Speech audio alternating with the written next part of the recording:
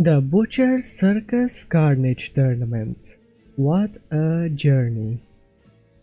It all started with 36. Round 1 was just a warm-up, a time for experimentation, trial and error, and observation. The conditions for qualifications were quite forgiving. We did not want to make the contest difficult for our participants. Yet. Then there were 24. Round 2 was when the real battle began. With all participants now understanding the setting and conditions of the tournament, true carnage ensued, as most would attempt to take as much advantage of the scoring rules as possible. Then there were 12. By round 3, the rabble had been eliminated, and only the battle-hardened contestants remained. Here was where we saw the most intense rivalries, many qualifications being decided over merely a point or two. Finally, only 6 remain. Was it skill that brought them this far? Was it fate? It matters not, for they are indeed here and ready for carnage. Nodens, the gambler, realizing that his strategies were insufficient, he surrendered his fate to the hands of chaos itself. Pancreda, the avatar of chivalry. He had to be saved from his own kindness, but he is still here nonetheless, fueled by his hate of the abomination. Rats, the underdog, here for the first time, always going second, yet still triumphantly overcoming unforgiving odds. Darkness, the professor. His opponents are to him lab rats, a tool to obtain the knowledge he seeks. Colorless, the veteran. His experience so vast he has no fear employing unusual strategies that others would not. And finally, me, Dux Tenebris, the master of carnage. For despite the valiant efforts of many, after 3 brutal battles, I still would not be denied. It is time for the final showdown. Alright, hello everyone, my name is Shep, welcome back to the Butcher's Circus. And, oops, my bad. And yeah, let's get this party started. So, let me show the schedule real quick. We're gonna have 5 matches today for the top 6. My sound might be a little too low. Hello ACDC, hello May, hello Darkness. It's been a super long time since I actually did the stream.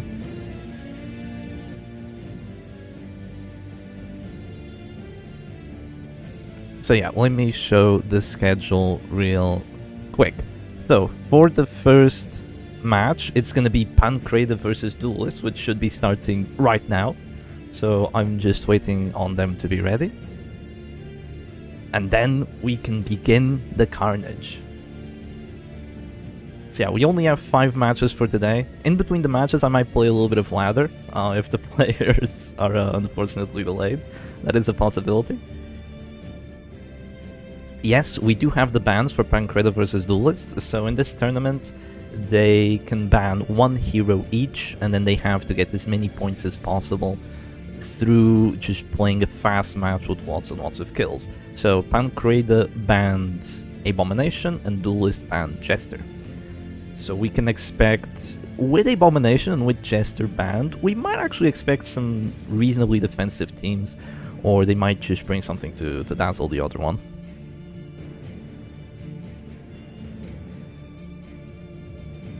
Okay, looks like they are getting ready.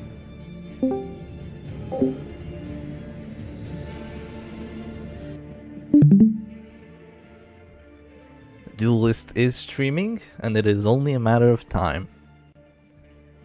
So yeah, we're doing this as a round-robin tournament, so this is a very special tournament compared to the previous ones. So the final 6 competitors in this group are all gonna have to play with each other, and the only person that wins is who gets the most amount of points.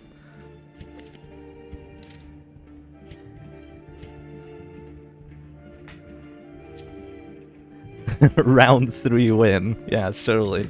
Most amount of points can be gained from a round 5 win.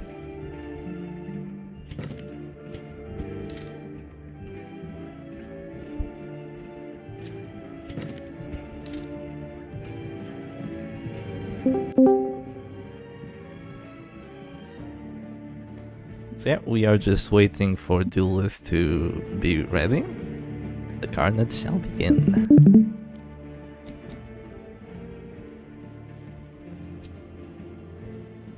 How did the rounds impact the points again? So for a round 5 win, the person that gets the win actually gets 9 points, and then -1 point for every round after that. So only 4 points if you win at round 9 or higher. So you really need to get a fast win to get those extra points. But even if you're not winning, you can get points back from kills, so each kill is 1 point. And if you get a kill as last hero standing, you get 2 points out of it instead. So you can have very heavy point matches. You can have something like 5 points for one person, 4 points for the other. Or you can have matches where it's just a 4-0, and both players are kind of just suffering, not getting too many points. Okay, looks like we're getting into it.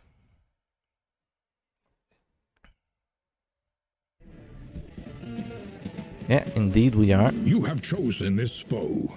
Do not Let's see disappoint. what Duelist and Pancreda have in store for us.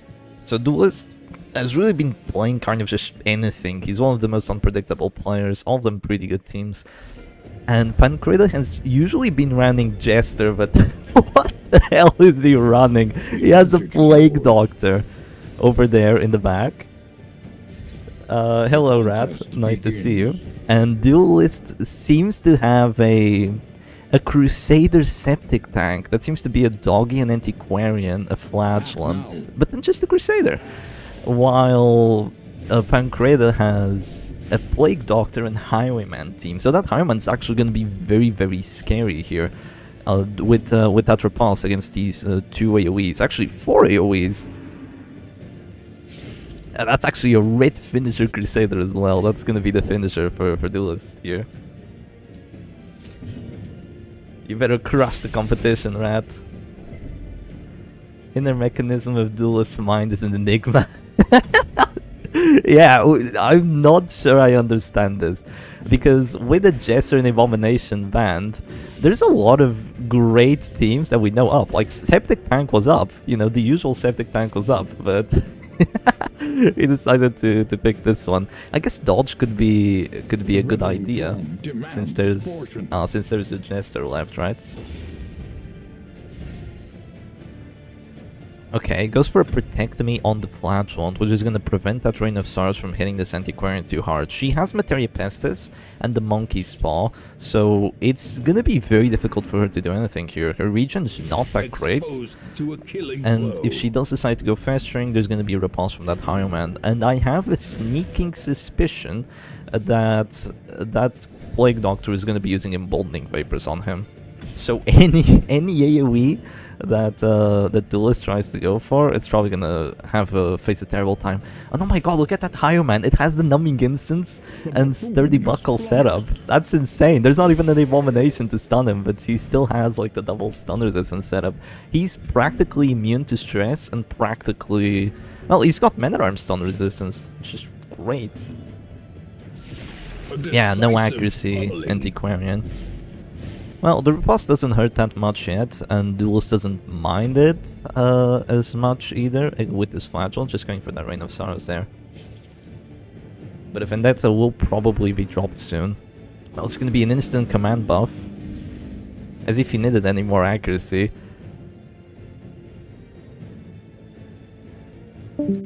Unlucky Blast. Yeah, only pushing the doggy to... Okay, I guess the command buff plays off. Only pushing the doggy to position 3 rather than 1 or 2. Would have been much better for the Plague Doctor there, but Disorienting Blast. This is the top 6 and we're seeing Disorienting Blast being played. Well, it would appear the buffoon is flummoxed. It is your lucky day indeed. It is a stream, it is a tournament, almost final stream as well.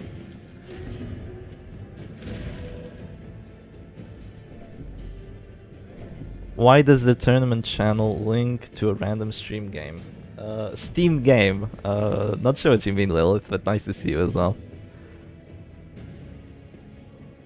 Please don't die immediately. Yeah, so Rat actually wants Duelist to, you know, have a long match, not die too quickly. Because if that's the case, then Pancreda doesn't get too many points, and then Rat will be able to get a lead compared to both of these players. So you do actually care a lot about what happens with the other players when you're watching. And you're playing. Oh, that is a sad Hound's Rush. He has Monkey's Paw and the attack whistle, and he still misses the Plague Doctor, even though she has practically no dodge. Hound's Rush is just such a bad ability, but this is just the point that he's put in against this Hireman here. Simon is putting in massive work. Stage for heroism or cowardice. Yeah, the abusive didn't help either, did it? 8 to 15 damage. Okay, gets the hit this time. Strengthening Blast is kinda goated on Plague Doctor. I wish no one would put themselves to throw Plague Doctor climb to know it's like me though. Plague Doctor's like only good ability. Well, no, she has actually a lot of decent abilities. But Plague Grenade is where it's at, I feel. The problem is that she can't really stay alive too long, but with no shield breaker in the match, she's actually kind of scary here. Okay, Zealous coming down. This Crusader kind of doesn't know pressure. The rest of his team is struggling, but he's over here just chilling, dropping a few Zealouses, and trying to put Pancreda's Flagellant in a bad spot. One important thing to note is that Flagellant does not have Punish. So if he's the last character standing, it's not going to be too good for him, and it's also going to be pretty difficult to take out this Crusader. So Duelist, even if you lose this match, he's probably not going to be giving over too many points, because that Crusader looks very hard to take out at this point in time. Well, he doesn't have Contour of Absolution on this Flagellant here, so he shouldn't heal that much. I jinxed it. We got flags, no jesters, at least an extra 5 rounds. Hoping for no LMS kills. Make this match lame, guys. Well, it would appear the buffoon is flummoxed. Yeah, Flagellant dropping to the store. He does have the gauntlet, he can do anything he wants. He's gonna go redeem, and another crit heal. Looks like there's a bit of justice in this world. And that's just practically no pressure, having been output by Dux Tenebrae here. Honestly, very surprised that he ran the Jester. I feel like his Jester teams have been working out pretty well so far, with his Duelist Rippers, which is basically this, but with a Jester and a Grave Robber. And every other aggressive Jester team that he has been playing, but he banned it mostly to counter Pancreda, but he might have kind of countered himself as well doing it.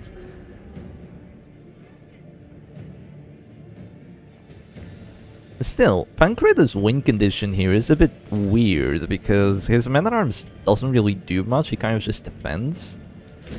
And the Plague Doctor is only doing stress. So the regen might actually be enough to do something about it. Looks like Pancreda's like... He does have those grape shots coming in, but really he has to get more of those Reign of Sorrows off. But just Reign of Sorrows itself is gonna take a while to get rid of these characters here. Stun Highwayman. Rat, did you see the trinkets on that Highwayman?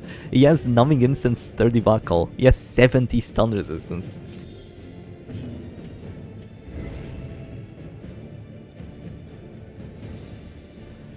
More regens being dropped. It feels really sad having to drop regens with Antiquarian when you don't have the Tears of the Lost. It's still a great ability, but just not having the Tears of the Lost makes you feel sad. So I almost always run it when I do play Antiquarian. It's just such a great thing to have. But for this tournament, you know, for this tournament, doesn't make too much sense. Manifest. Oh, look at the accuracy on this Houndmaster. It's terrible, it's terrible. There's no command buffs. And even then, the Hound's Rush just doesn't give you too much. You have to go for a Harry here, but there's still that Riposte. The Riposte doesn't have any plus damage, though. It's a very basic Riposte. It should be doing 7 to 14 minus a damage debuff on it, so it really shouldn't be hurting too much if you go Harry.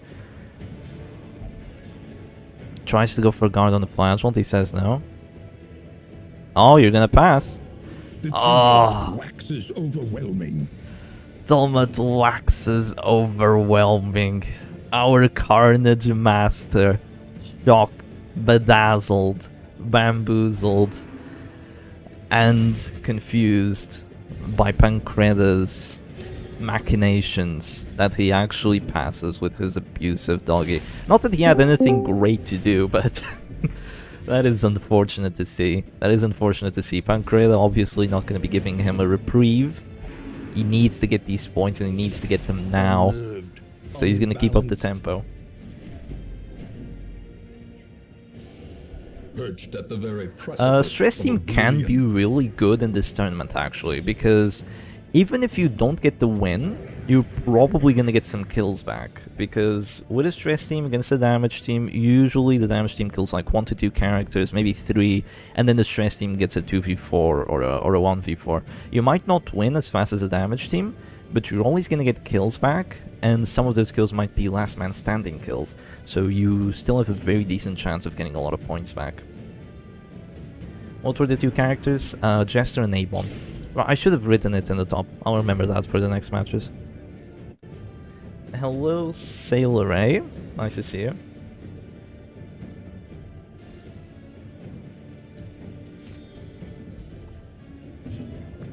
Ah, useless crit heal. My beloved. Goes for another Zealous. And look at the stress that this Zealous with of Execution is doing. Freaking 11 on the highway, man. 11. It's insane. There's gonna be reclaims dropping. Yeah, it's gonna be pretty difficult to get rid of the Highwayman here. Even if you manage to DOT him a bit, the Plague Doctor just goes for a heal. This actually is a pretty scary team that Pancreda is running. If the damage teams are kind of removed, which with an Abomination and a Jester banned, you know, there's no Halo, there's no Jester WD, there's no WD, so a lot of the most common damage teams are kind of just gone. There's also no Goliath, because you need that Jester for the accuracy buffs and for the finisher and whatnot. Without that, expecting a DOT matchup, this team actually, DOT or Stress, this team actually looks pretty freaking solid. So Pancreda, hats off to him. Never seen that Harman school, but it looks based. It seems to be a Bloodborne skin. That looks like the rifle spear from Bloodborne. He's gonna go for an Exsanguinate here. Yeah, that is a solid hit. That is a solid hit, but you can just imagine that Pancreda... Well, if he does go for his first Plague Doctor turn here, he's actually dropping to Death's Door. So Duelist could get a kill back. In time for Stream Award. Nice to see you, Scarlex. Yeah, the Battlefield Medicine comes through. That's gonna be the Exsanguinate bleed cleared. But that is a Plague Doctor at Death's Door. Let's see, does the Hound's Harry or Hound's Rush hit? He goes Harry. The ground quakes. It hits, but doesn't get the kill.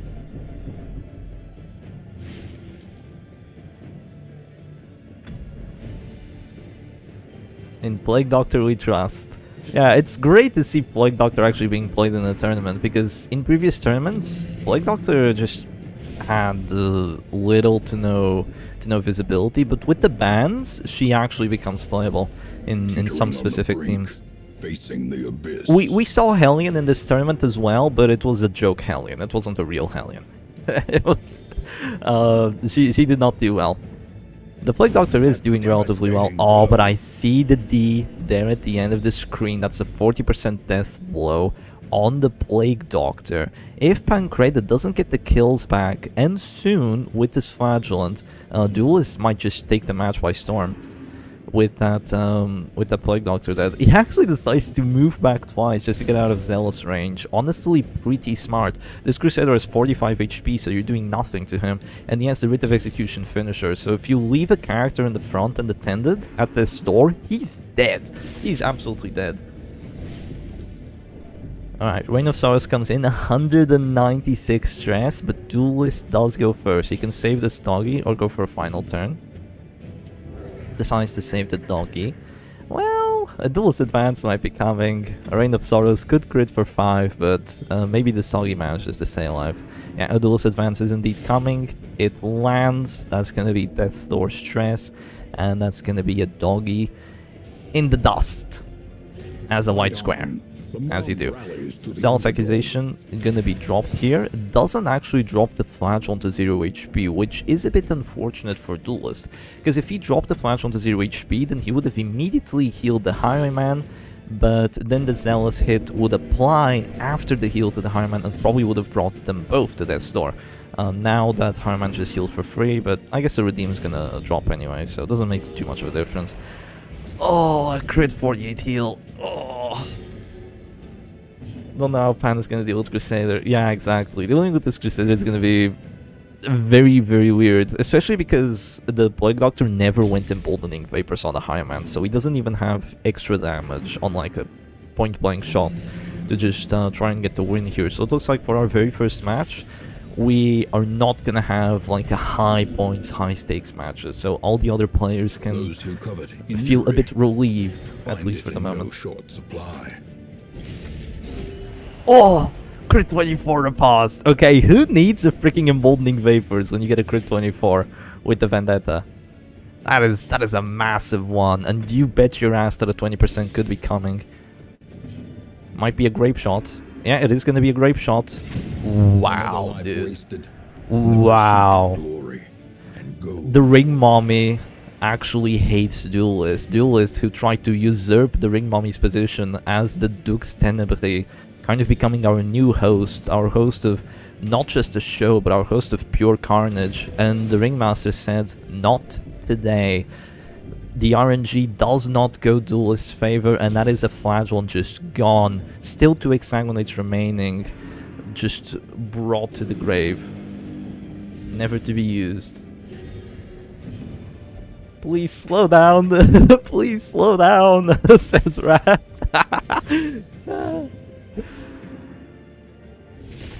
It felt exactly like that when I was playing in the previous rounds, and D played a WD into a Goliath, and he lost round 6. I was like, please slow down, Carlos is getting so many points, no. It was hilarious. When you're actually playing and caring so much about opponent's matches.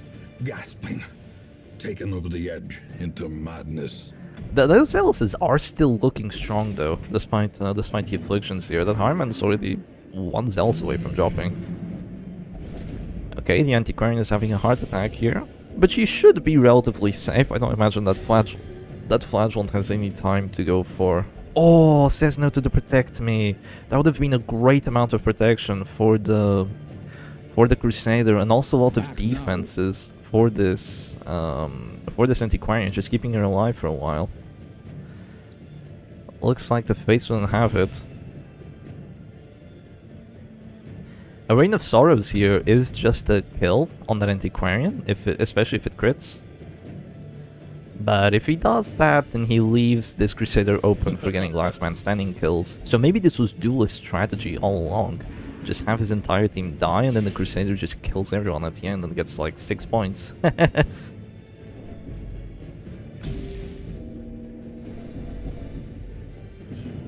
Flagellum drops to 0 here. He still has minus healing skills. He's gonna go Exang. Does he get the bleed?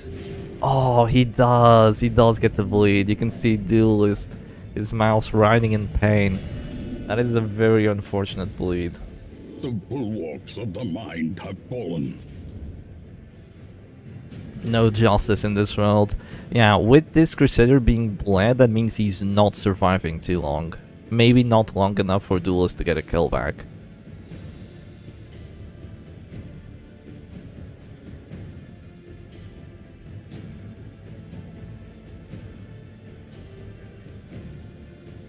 He's thinking very hard here. Goes for a self-mark. Pointless. Thing is, if he goes for a Zealous here, he's just gonna get PBS'd and die immediately. Decides to go for a heal. Just buy himself some time, maybe have those afflictions do something.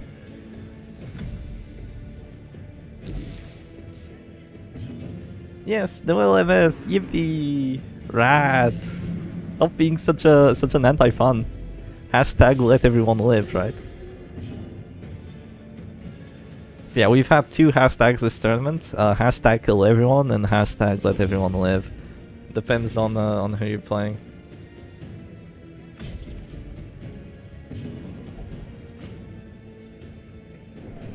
A little bit of stress, meaningless. And that's gonna be a PBS. Oh, it's actually not enough to bring that Crusader down to 0.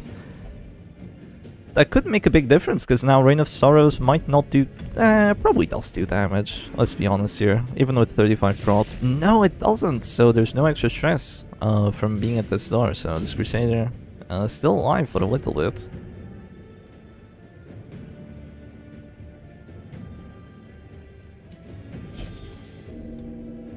Think, what are they yapping about? Oh. Oh, right. Oh, my bad, my bad. That's from the previous tournament with our sponsors. Skull X Abophobia. That's from the previous tournament.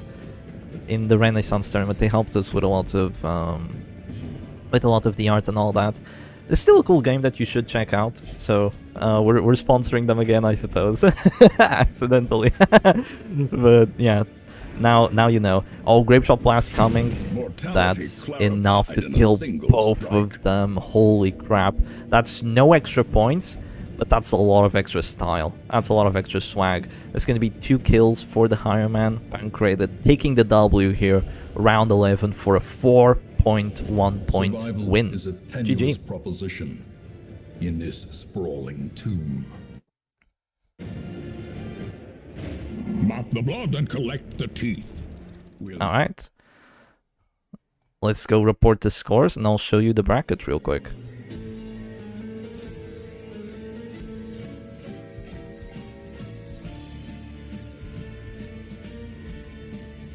The way we get sponsors in niche community game tournament. Indeed we do.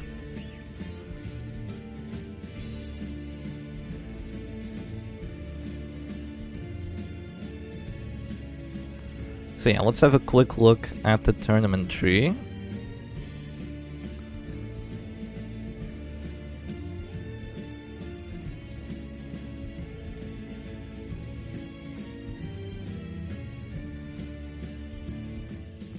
Oh, you have to go already. Okay. Should you post your remedy for white squares for skin so it shows actual corpses? Sure, feel free to, Yoxel. When's the next match? I want to go get my breakfast and bathe. Next match should be in 30 minutes. So you have a little bit. So yeah, next match is going to be Nodens versus Darkness in 35 minutes.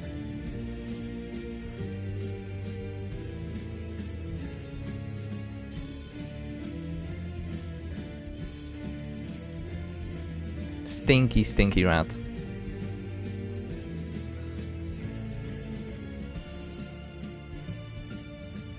Okay, so let's have a look at the bracket.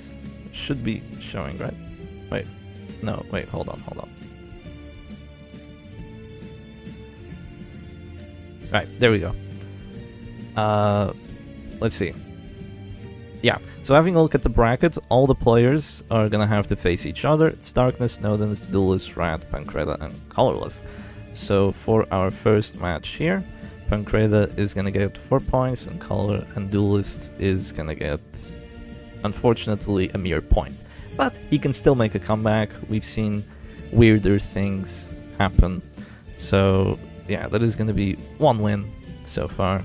And does it update ? Well, I'll have to look at that later.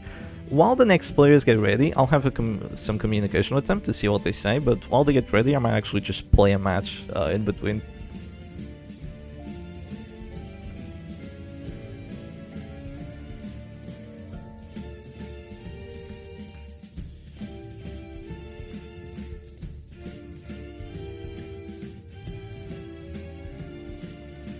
We could do some viewer matches.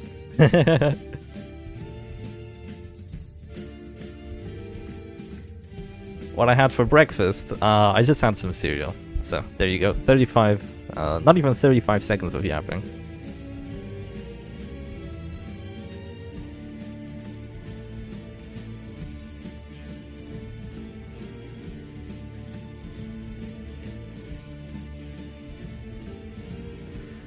Oh wait, oops.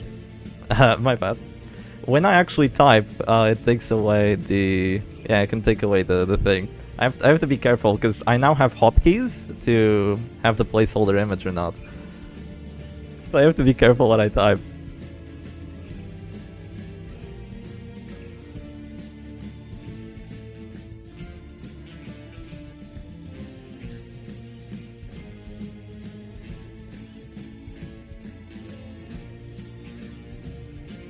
See, I can't write ban.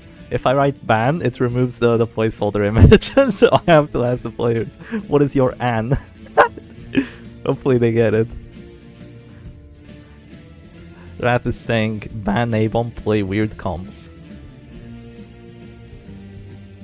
How do you feel if you didn't have breakfast? I actually do that sometimes. Sometimes I just don't have breakfast, I just wait for lunch. But, you know, since I have to do the live stream, I probably need a bit of energy. Especially since I'm planning on playing a little bit too.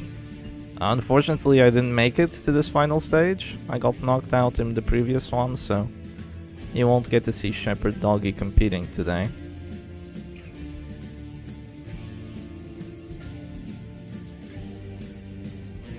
Why am I not using my numpad?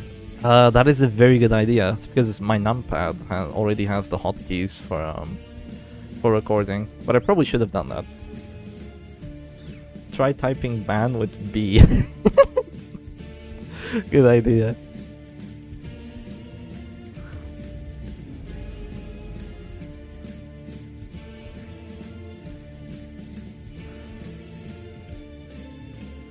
Okay, while we wait for the players... Campaign can wait. For now, Carnage calls.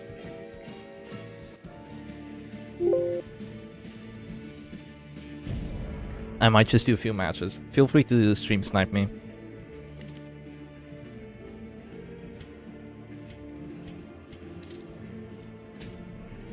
The ringmaster demands a challenger.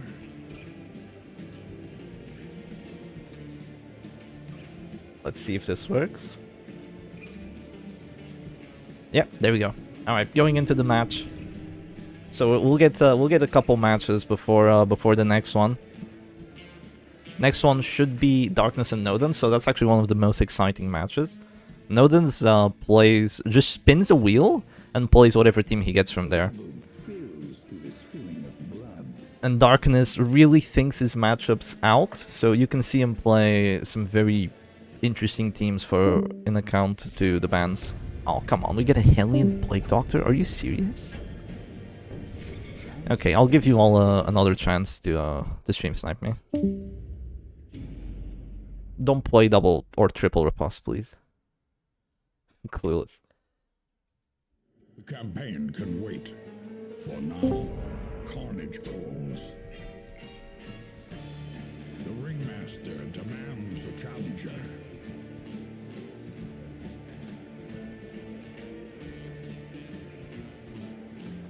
It's actually remarkably easy to stream snipe and butcher Circus. There's usually... I mean, there's a decent amount of people on ladder, but they're usually stuck in a match. So whenever you're queuing in, if you queue in at the same time as someone else, usually super easy. Shep, why this team? Oh my lord! I don't want to be stuck in a 40-minute match, Bunny, in case the players come. Oh, look at this. Cyber has a Snuff A-bomb. Did not get pushed. That's actually a really good idea. Attack Whistle Crimson Hook. M-Lock Blood Red Coin. This is a very aggressive team. This riposte might actually be painful. Don't go for it. Don't. Okay, he goes, what? He goes Manacles. That might fail. Oh, no justice. No justice, says I. Ah yes, the viewers snipe each other. That can happen too. Just rolled out of bed on my precious Saturday morning, Senior Doggy. How are we gonna handle this? The next match is gonna be in 30 minutes, so we might get a co-caster for the next match, which would be super cool. And that person will be Moo Goblin. So if you wanna hop into the Tournament Voice channel before we start the next match, then feel free to. Ah, you're in Tournament VC right now. Okay, cool, cool. Yeah, so the next match is still only gonna happen in like 30 minutes. I'm waiting for the bans. So I'm just playing something in between.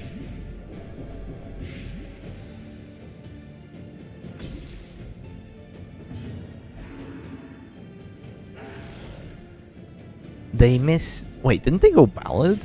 How do you miss everything? That is insane. I don't even have monkey's paw. Okay, now they're gonna go bile. Yeah, now they're gonna go bile. Damn it. This should be fine though. I can just go for a big Rain of Sorrows. Let's see how many points I'd get this match. I miss a 90! No justice. Hello, a blue thing. How are you? I'm waiting for the bans. He's waiting for them to make fun of each other. What the hell is going on there? What is going on there, you ask? Well, I am playing some ladder matches. We're both running DOT teams while we're waiting for the next players to get ready. That's what the hell is going on here. It's a Bunny Kaze versus a Jester. That is a Jester team indeed. Okay, that is annoying. I think the best thing I can do here is probably just go for a stun on the enemy Jester, and then maybe a Dirk stab on... no, Dirk stab on the A-bomb is bad. Oh god, I'm dropping to this, sorry. They don't... They're still at this store here. Okay. I might just go Dirk stab, pray that I roll 10, and then go for a double finisher with the Antiquarian. I roll 7. Grand. I don't really know how I'm gonna deal with the A-bomb. Maybe just my Flagellant, but... Okay, they go for the stun, they don't get it. That's fine, that's fine. I can go punish on there now. Or I can just go for the kills. I'll go for the kills here. Maybe I get a kill on this doggy before he manages to go for his own kill on me. Unfortunately, it doesn't happen. I'm doing a bit of pressure to the Flagellant, but not too much. That's one death blow. Oh, okay. Okay, that's not great. Oh, that's not great. This might be before round 5 match, and yes, it just might. I have to risk 25 here. I don't care, I have to risk it. Let's go for punish. I need my Antiquarian to lock in, get 2 death blows here. They might actually wait. They might actually wait though. Yeah, they're gonna wait. But as long as I survive this one, I can get 2 death blows, and then maybe I get lucky against the A-bomb. Maybe I get lucky against the A-bomb. My chests are dying too early though. Kinda sucks. Carnage says duelist. Duelist, you need to make a comeback, my man. I was rooting for you. You are my favorite pick. Okay, selfish, don't do it. Don't do it. Yeah, it's fine. At least this match is so fast, you'll be able to, what do I call it? You'll be able to stream snipe me one more time, I think.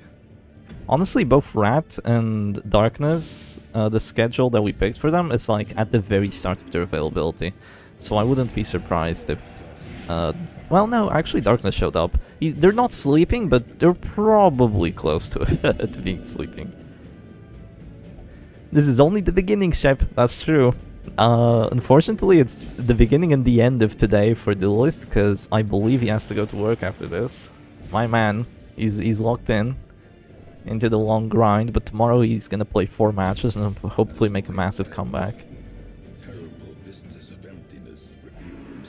One of the few times being fashionably late is a detriment to the viewing experience. Yeah, it was your only match today. Let's see, is he still dropping? He is. So is he. I'm just gonna do some DOT here in case they want to go like redeem. And then at least the A-bomb is still dropping. If you manage to get like 1 point in this match and then you still win the tournament with your 4 matches tomorrow, it's gonna be a massive comeback. Okay, they go for that. If I get a 25 here, I still have a chance. Oh, I do get a 25, okay. It's down to the X-Ang war, but they're dropping, so I actually have more X-Angs than they do. Wait, we got a chance. Yeah, unfortunately with 2 Flagellants, Well, I mean, it doesn't matter because I'm not actually playing in the tournament. But with 2 flagellants, it's gonna take a while. Wait, can you hear the doggy, by the way? Can you hear Bianca? She's going crazy.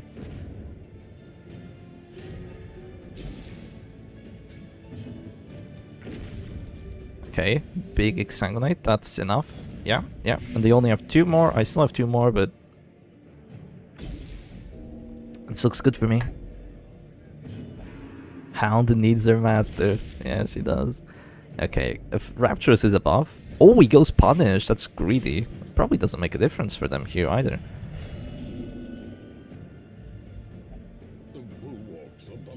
I think I go Punish as well, TBH. Yeah, let's go Punish as well. Let's go Punish as well. You only YOLO once. 10%, we don't get it. Don't have Finisher on my Flagellant.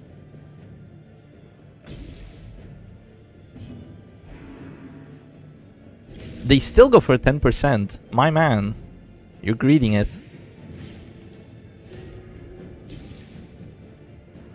Okay, I'm gonna go for my Exang here. 25. I get a crit heal out of it. But no kill. You can see what he was cooking in the results report. Unless you mean like the strategy. Okay, he's not dropping, but... do I go Exang again? Yeah, let's go Exang. Oh no. Alright, that's fine. I heal once more. Now they're down to their final heal. They still can't hit me. So yeah, he'll be able to go first, but he's already suffered 2 Death Store checks. I've only suffered 1. Oh, he doesn't actually drop me, but it doesn't make a difference. Yeah, playing PD in the finals. You know, if it's stupid but it works. Oh, look at that punish. If it's stupid but it works, it ain't stupid. Let's see. Yeah, I've suffered 1 Death Star check, he suffered 2, so he's gonna go punish for 25, then I'll go punish for a 40. So whoever wins here gets 5 points, the other person gets 3. If this were a tournament match. I live.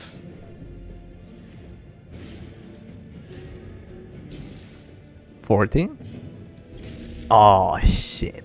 Shit. Okay, now they have a 40. Oh, this is bad. This is bad. Every turn that passes, I'm also having a chance to hit myself. There's no justice in this world. There's no justice in this world. Okay, my opponent takes the win. Only 3 points for me. No finisher. Okay, let me see if they've said anything yet. Okay, I have the Darkness ban. Do I have the Crusader ban? I mean, do I have the Nodens ban? How the hell do I write ban without pressing B? Wait, I found an emoji. Okay, there, that works.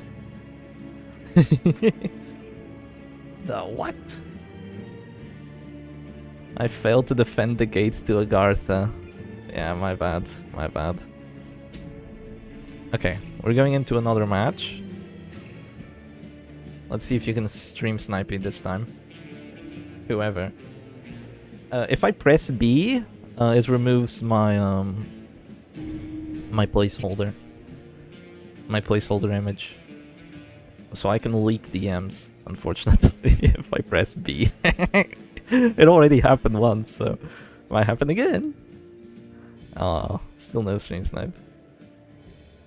Just find it to something else. I don't want to do that now because I've already like gotten used to the keybinds, so I'll just forget. No point. I can do that for tomorrow. Okay, Nodens just woke up.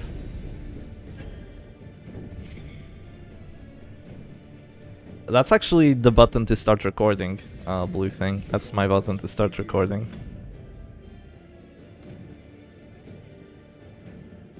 Connection failed. Oh, unlucky. Why am I playing another freaking DOT team here? It's almost the exact same thing. Okay. Let's go for this then. The nodens waking up ready to spin wheels and click buttons all day. My man. Do they have to heal? Yes. That could miss. Yeah. Wait, what? Why are they going stress? This guy's goals are beyond my understanding. Honestly, really good playing Bunny Kaze in a situation like this. I barely have to think while playing it. Wait, I failed 2 of the blights. Right, synonymous to be banned. I can't type B. How do I / ban someone? Yeah, I have to control some control on some random button. That's a good idea.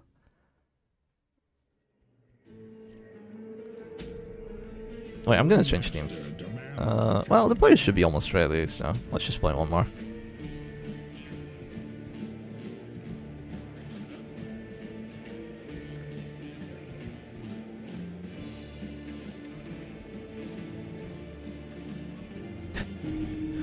Mere Goblin is rewinding the stream to see what happened in the previous match with Plague Doctor.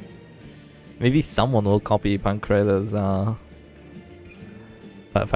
Plague Doctor team. Can't type the buffoon is flummoxed either. Alt plus 98. Hello Colina, how are you doing today? I get an opponent. That's just perfect.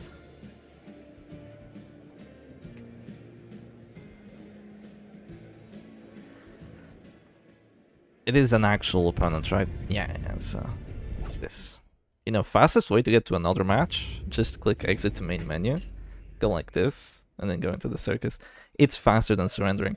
Because when you surrender, you have like a chance that you just get stuck in a black screen for 30 seconds.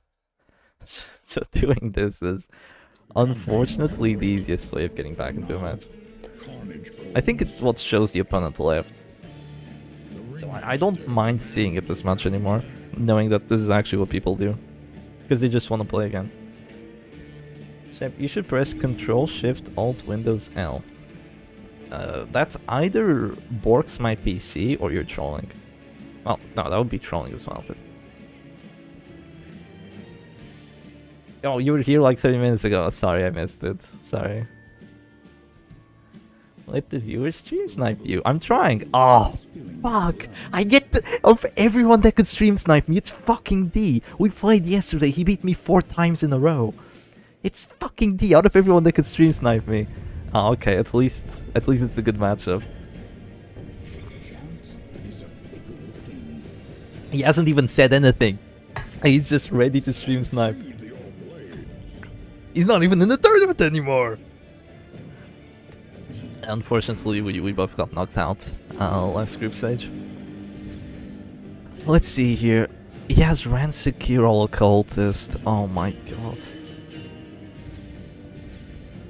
He has Rit Finisher Crusader as well. Oh man. Yeah, no Gauntlet's gonna be rough, buddy. It's gonna be rough.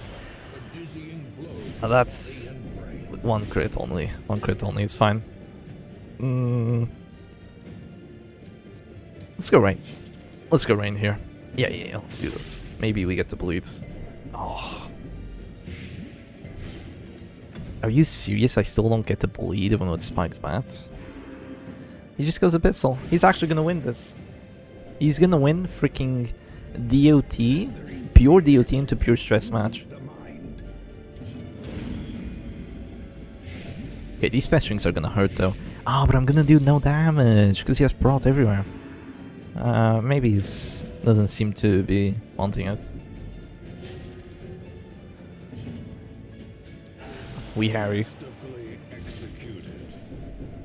Well, I'm doing more stress to him than he is to me.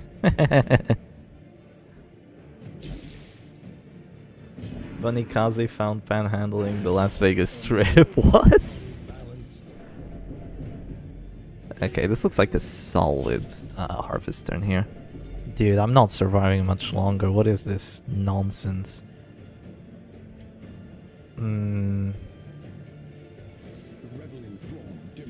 Looks like a solid Dirk Snap turn, actually. Look at that, crit 13 on a man-at-arms. That's actually really good. Do I get the dodge? Probably not. Wait, I go first, right? No, I don't. I really want to finale the occultist. Just so you know, D. I know you're watching.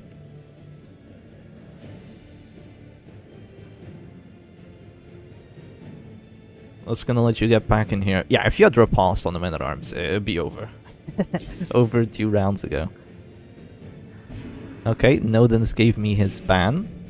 So it's Arb, Crusader Band, and Arb, Crusader Band. That's very surprising, because Nodens had been...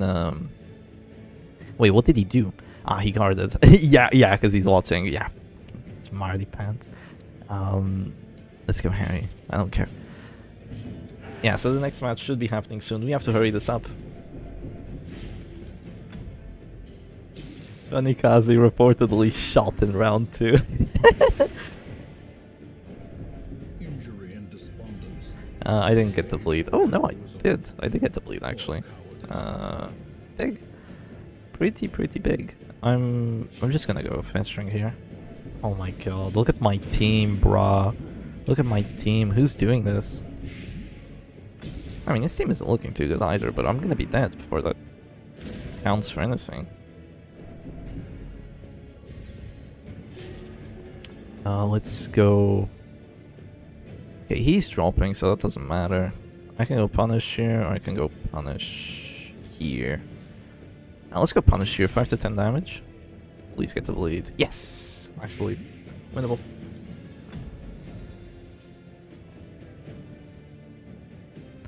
Let me write Arb. And Crusader Band for the next match. So it should be happening soon, but we have enough time to get through this one, hopefully. Oh, wait.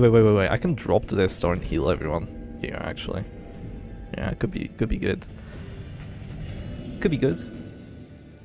Duty into stress. Bro, your team is dropping to 0 before afflicts. Mr. D is playing a damage team. Yeah, pretty much, man. Pretty much. Let's go Xang. Nice. Okay, man-at-arms dropping. He's not doing too well either. Yeah, it's just this freaking Abyssal Artillery that's hurting a ton. And the crits, of course. Look at this. Nonsense. Yeah, even if he doesn't get the kills, I'm gonna be heart attacked in like round 5. Hashtag save everyone.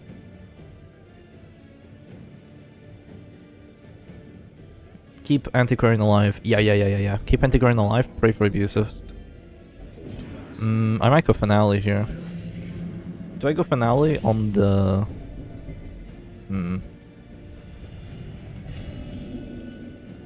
Bunny, who do I Finale? There can be no hope in this hell. No hope at all.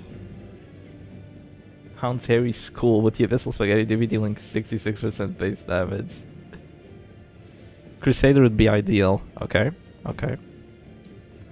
Noted, my friend. Noted. I do 0 damage on the Harry. Perfect. Yeah, that's the rational moment. I should have Spiked Bat. Bunny was right all along. Spiked Bat was the move. Oh, I failed to bleed on the occultist. He has... Go away. He has a lot of bleed res. Wait, I have a potential 2 kills here. I went hopeless, but I still have a potential 2 kills. Stop! Okay, doable. Rapturous? My team is having a bad time. I go Paranoid, that's minus damage. Oh, please, double kill here, it's GG. Nice one. Come on. Okay, 1 kill. We do damage to the 60 prot men-at-arms. It's actually massive. I still don't blight this occultist, but he goes afflicted. Click Chester, irrational random action, MA out of nostalgia for the A-bomb corpse. Big nostalgia. Act out Finale, lower all the crows. He's taking so much DOT. He's at 2 HP here. Where are you now, General? Have I no orders? Yo, Zealous, another one. I'm not dead yet. Okay, you said Crusader, right? You said Crusader, Mr. Bunny. I heard you. Paranoid. What about the Occultist, though? He's annoying. Alright, but you said Crusader. Let's do this. I'm gonna lose 3 characters here, but maybe my Flagellant can get 2 LMS skills. It's round 4! Guys, this is the kind of stuff that we want to see in the tournament, okay? This is the kind of stuff that we want to see. Oh god, my entire team! Oh, oh.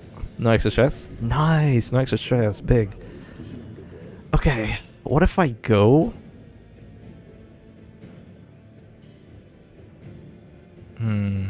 What if I go lick wounds? Or stun? If I go stun, well, I can redeem. Licking a weakening curse. You know what? You only YOLO once, right? Let's go stun. Yes! Okay, Houndmaster is one of the crazy sweep, but it's hard to pick him. Yeah. He passes! He passes! Okay, huge. We can go redeem here. He's jumping to this door still, because of all that TOT. This could be a round 5 win. Oh, look at the way they move forward. I might actually post some matches from this stream, especially if we get more like in between matches like this one.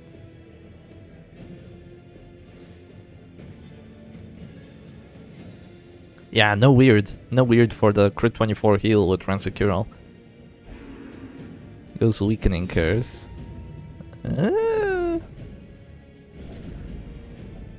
Oh, okay. Okay, that's not a good spot, but no, actually, it should be. It should be. Oh my god, this is actually. No, let's go stun. Wow. Round 5 win. 9 points for Shepherd Doggy. 9 points for Shepherd Doggy. Dude, brutal. Who doubted the Bunny Kaze? Who up doubting Bunny Kaze? Darkest 2, let's go. Bunny would never. Doggy MVP. Yeah. Okay. Well, let's see what the players have in store then. Enough fooling around.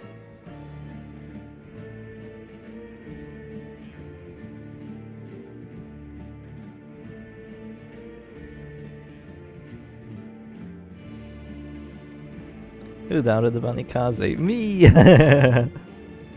Okay, the players are still not here. Where are the players? Oh, Nodens is saying now it's improved. It has 20 teams in total. Uh-huh. By the way, is my sound compared to the game sound and everything else good? Fear Afflictions had done 1 trolling. If my anti-current passed, it would have been over. Instead of getting like the kill. Would have been over, I think. It's good? Alright, nice. Thank you.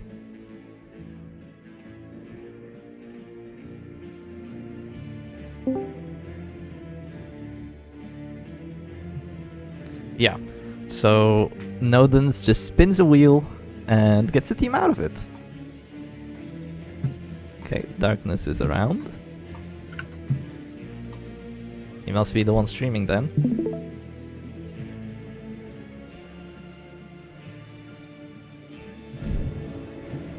I don't know if you know Darkness, but you're not muted. Oh, fuck.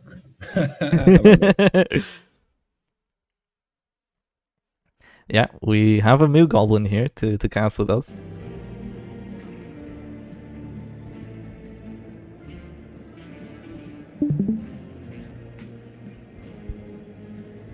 I'm gonna deafen him as well. Just so he can't listen to myself and Moo Goblin talk. Yeah, okay, good.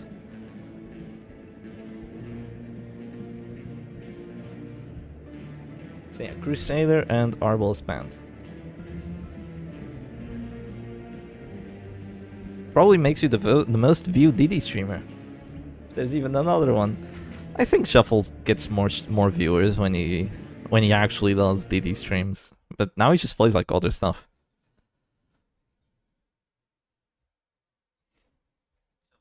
There's an East Asian stream with 97. Ah. Do I have picks? What's picks? Yeah, I haven't seen Shuffle play Darkest Dungeon in so long. I saw him play Darkest Dungeon 2 like a couple times and I was like, I'm not hopping on. That answers. Okay. Sure.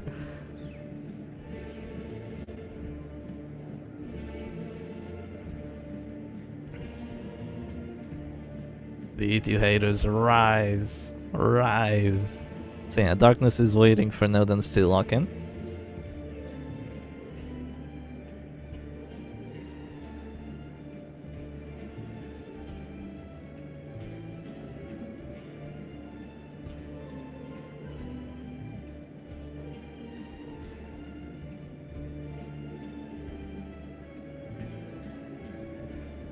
You love both games for different things. I love Butcher Circus, and that's it. He's played too much DD already. DD2 doesn't offer enough variety. I actually like DD2, but I don't think it's a good roguelike.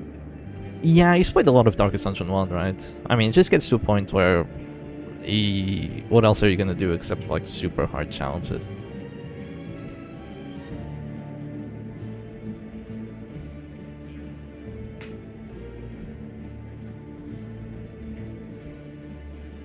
Yeah, Butcher Circus on top, then DD2, then DD1.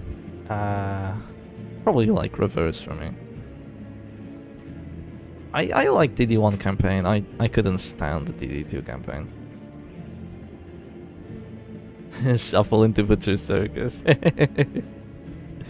You know, a long time ago, he actually just pinged my channel. In like a Twitter stream, just telling people, oh, you can watch this guy for Butcher Circus. Stop annoying me about it.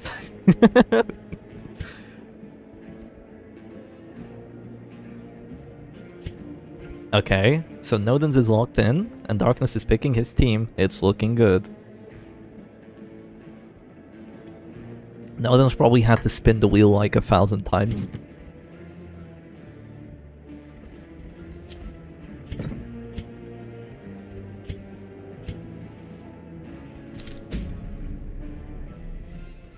All right.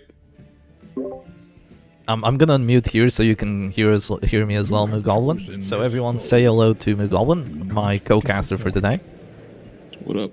How's my mic volume? Am I good? I think so, yeah, I think so. Alright, good. Let's see what everyone says. Oh, and it's Chef Stress into Chef Stress. Rematch, okay. Chance is a bigger thing. So, a Chef Stress into Chef Stress. What do you think of this matchup with Crusader and Arbos band? I think it was very likely, considering that Nodens has a wheel, so he can only play the certain teams that have characters that aren't banned in this scenario. So it was between this and like maybe Heretics with the Grave Robber over the Houndmaster or Kalashnikov. And I think Nodens geared his Man-at-Arms right with that Spike Shield for this sort of matchup to defend himself properly.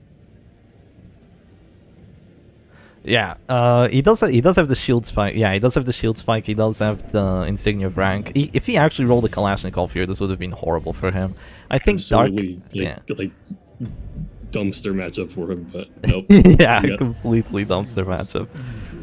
So that repulse is... And hey, he also brought Numbing Instance with that crit. Nice one. Yeah. It's gonna give him the minus stress take, and that's huge. And it's also accuracy for the doggy. So Houndzeri is actually gonna be accurate, so is the Reign of Sorrows. This does not look good for Darkness, but he does have the Gauntlet of Absolution, which Nodens just refuses to run, and that might actually bite him in the ass here. Yeah. I would definitely say going into this matchup with different setups that Nodens' refusal to run the Gauntlet is going to be one of the big things that Darkness can like exploit to like keep an advantage. Yeah, at least he could be running like a Hemlock on the Flagellant, but he's running Confessor Gauntlet. I don't believe in this trinket. Hemlock. I'm kind of surprised that he's running Confessors. Yeah, that's 6 accuracy. And he just goes guard. the guard dog come down. I kind of agree with it. Yeah. Because that right post is really scary. Playing guard dog will give the A-bomb a lot of minus stress. Yeah. And when you're going into like this sort of mirror, it's really good to have your A-bomb be kind of hanging out, chill. Meanwhile, their A-bomb is like going down, dying really fast. It gives you like a really good like long game advantage. Yeah, it does. I think the problem is going to end up being like opportunity cost in the long game, because like if Hound's Harry is allowed to just go and go and go and go, and you're not like really on the ball with that counterplay, because like you want to drop Beast Pile here if you're Darkness, but the Rye Post is kind of stopping you for like a little bit. You're kind of scared to. There's a lot of things working against Darkness right now. He's just gonna go for a double guard. I was thinking he could go for a Harry here with that 60 dodge. Could have been enough to maybe survive, but he doesn't have command buffs. And now Nodens has command buffs, so if he can't drop a Beast Pile at this point, it's just gonna be way too much damage. And like he said, yeah, honestly, I think like it's either that or you like stun A-bomb. Yeah, but like yeah. I feel like Right Post might still be necessary to like keep the Houndmaster from completely rolling you over. There's a certain point where if you don't, you might just die. Oh, he just decides against I like it. that. I like that move, but it that comes fails. with a risk that it just fails a lot of the time. Yeah. That fail really sucks here. And the Harry is just going to be coming in with the command buffs. Not doing much stress because of the guard and the numbing instance, but really in this matchup, you kind of just, like you were saying, you play for the long game, and when it gets to the end of the match, you have to have had output more pressure on your opponent. So if he doesn't manage to kill this doggy, it doesn't matter how like decent his defense looks, or how much he's avoided the riposte, he's eventually gonna go down, unless he kills the dog. Oh, another numbing instance. That's honestly good for Darkness. I think he wants his flag to start dropping his exhaust heals to help his team and like keep up the redeem pressure, so maybe Houndmaster can like get in some work at some point, because like something has to break here. And it's like, if it were me, it seemed like A-bomb and flag should be the ones that like can get in and like take that damage, so like any sort of tempo can get going here, you know? Yeah, getting damaged on your flagellant in the chef's restaurant you don't have reclaim is actually pretty good. It lets you use up all your heals and really squeeze out all the amount of pressure that you can, and keep those characters alive to cause more pressure. But he has to start going aggressive now with those heals. He does have a lot more healing with the flagellant though than Nodens, because Nodens doesn't have the gauntlet and he doesn't have redeem, so he does have that in his advantage. He's looking for a comeback here, maybe like mid game, late game comeback. Nodens actually let down his man arms right post, which is kind of huge. It means that like he could get his beast pile up pretty safely now. Yeah, in theory.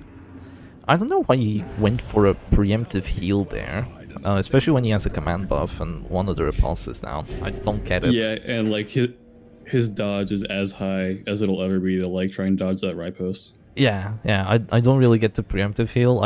If I have a command buff with the doggy, I'd sometimes rather just drop it being at the store than go for the heal, personally. But Darkness is... On the scenario, I was actually playing last night, and like I was in both scenarios where like, well, in this scenario I want to heal, in this scenario I want to just go full throttle, fuck it. I didn't swear, but, you know. Nodens is just spamming the beast pile. That's gonna be paranoid. That's dodge. That's actually big. That's probably the best affliction Darkness could ask for. Yeah. He has another transformation here if he wants to. He can try to bully this flagellant a little bit, but he goes for the manacles instead.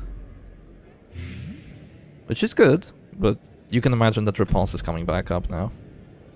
Yeah, the manacles play is good, but when Nodens goes first and he's dropping retro like he should be,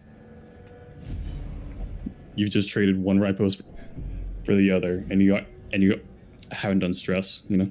Yeah. He hasn't gotten too much out of it. I think having the net here would have... I mean, you know how I am. I'm a net abuser. I think a net here against the Flashbolt would be really, really nice. He could push, maybe even stay in transformation mode longer because of this card, and just spam the push on the Flashbolt, and he doesn't have Redeem, he doesn't have Gauntlet to heal himself. This could have been really, really good for Darkness. He can still do it, he just needs a bit of RNG on his side. Oh, early Exsanguinate. That's a very good Exsanguinate. Men at Arms is now not... Yeah, he's probably not going to be healed in time for this Flash on to drop another Redeem, it feels. He's most likely going to die before that even comes close to happening. As time passes, like, all of Darkness HP bars, they're just going down. And there's no real, like, taking them back up without, like, reclaim and play. It's gotta be really hard. He's still guarding.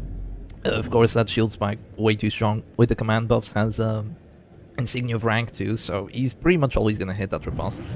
Very, very chancy by nodens to play it, but I understand it, having the reclaim there. Give him some more defenses for... Wow, that's an unlucky push. I think shield spike for nodens is, like, consistently the good play. I think the actual surprising thing is, like, Insignia over a defense trinket.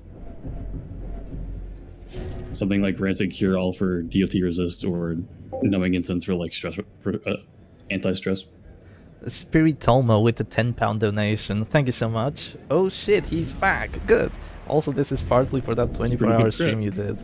Got me through many a meal that did. But nodens also goes first, so he can kind of play passive here and just string Darkness along and like, hey, you want this kill? Keep going for it. Your stress makes for engaging watching. Thank you so much, Spirit Tolmo. I really appreciate it. No, Spirit Ultima. Thank you, man. I'm glad you enjoyed it. I'm not sure I ever got to 24 hours. I did the 12-hour one with the Chef's Stress. That one was a blast. So yeah, hopefully you enjoyed this stream as well. Deciding what he's gonna do here. Yeah, I think he's contemplating dropping a Manacles. Is it a desync? No, hopefully not. Hopefully not. I don't think Darkness and nodens usually desync. Oh shit, it might be. No, this is a desync. Oh my god. Yeah, wonderful start. Oh man. It was looking like a really... be a match restart, and it felt a little too decisive, but it was also so unfortunate. Yeah, it was. It could still be anyone's game. It's funny because we managed to witness that Chef's Stress. Basically, the entire health bar is going down to 0 because of the repulse, while Darkness was trying to make a comeback with just through the stress play, getting rid of the A-bomb maybe. But yeah, we have a desync. To notice that like Riposte barely did anything. He tried playing around them, and like it didn't really matter. And a few, he was still dead anyway. Yeah, so I'm gonna wait for the players to get back into the match, and I'll be right back real quick. Yeah, they should agree on the rematch here. It looks pretty obvious.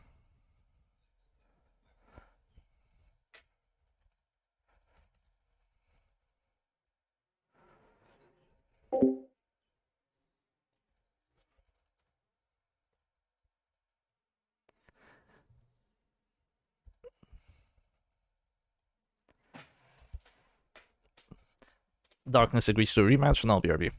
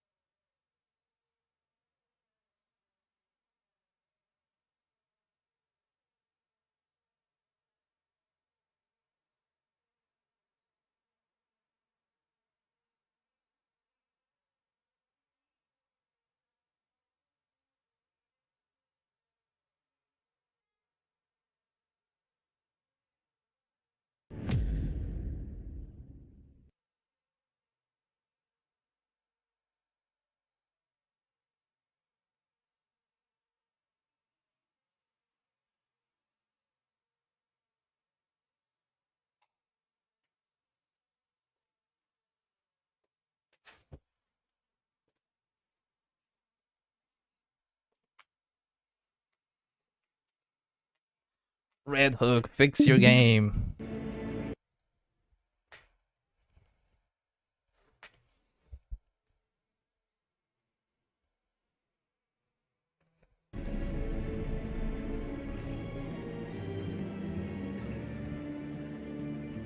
So yeah, we had a desync between the players, unfortunately. But let's hope that they can do this match. And no more desyncs.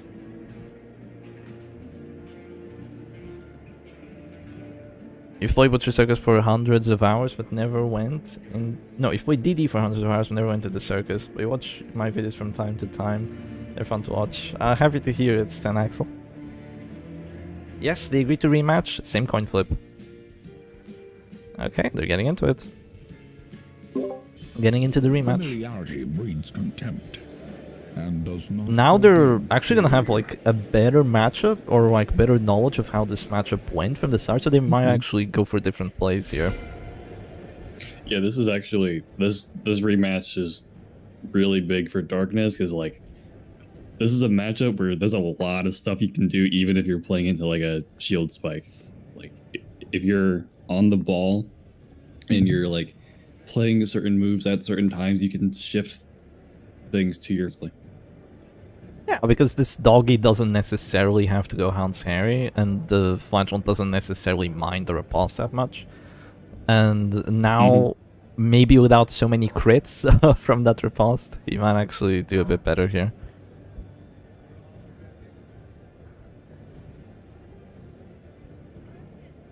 Red Hook, fix your game. Oh man, is it even gonna start? Wait, it doesn't even start this time. It's probably just taking a bit. Desync.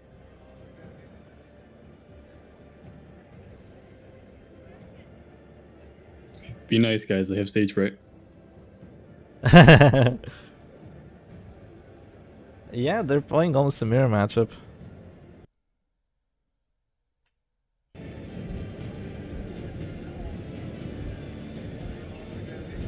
Oh.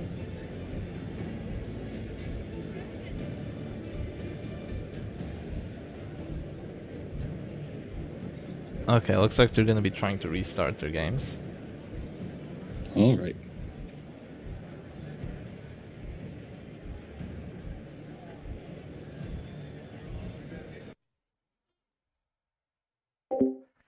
This puts us a bit behind on schedule, but hopefully nothing too bad. So yeah, this match, after this we should have Rat versus Colorless. We can push the schedule a little bit, it is fine. This shit is so chopped. Next time we'll invite the players over by plane, and we'll just have them all play in LAN. That sounds cool. If it becomes completely unplayable, we can use proxies, but hopefully it won't be necessary.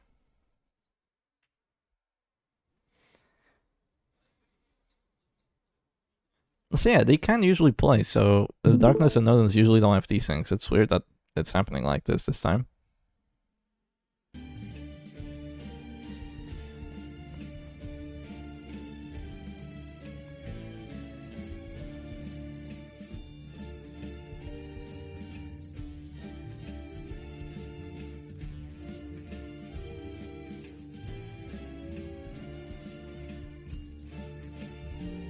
Red Hook sabotaging the tournament. Yeah, maybe. Nah, of course not. They don't care about Butcher Circus enough We're to do trying that. for the third time. Let's go. Yeah, let's see. Third time's the charm.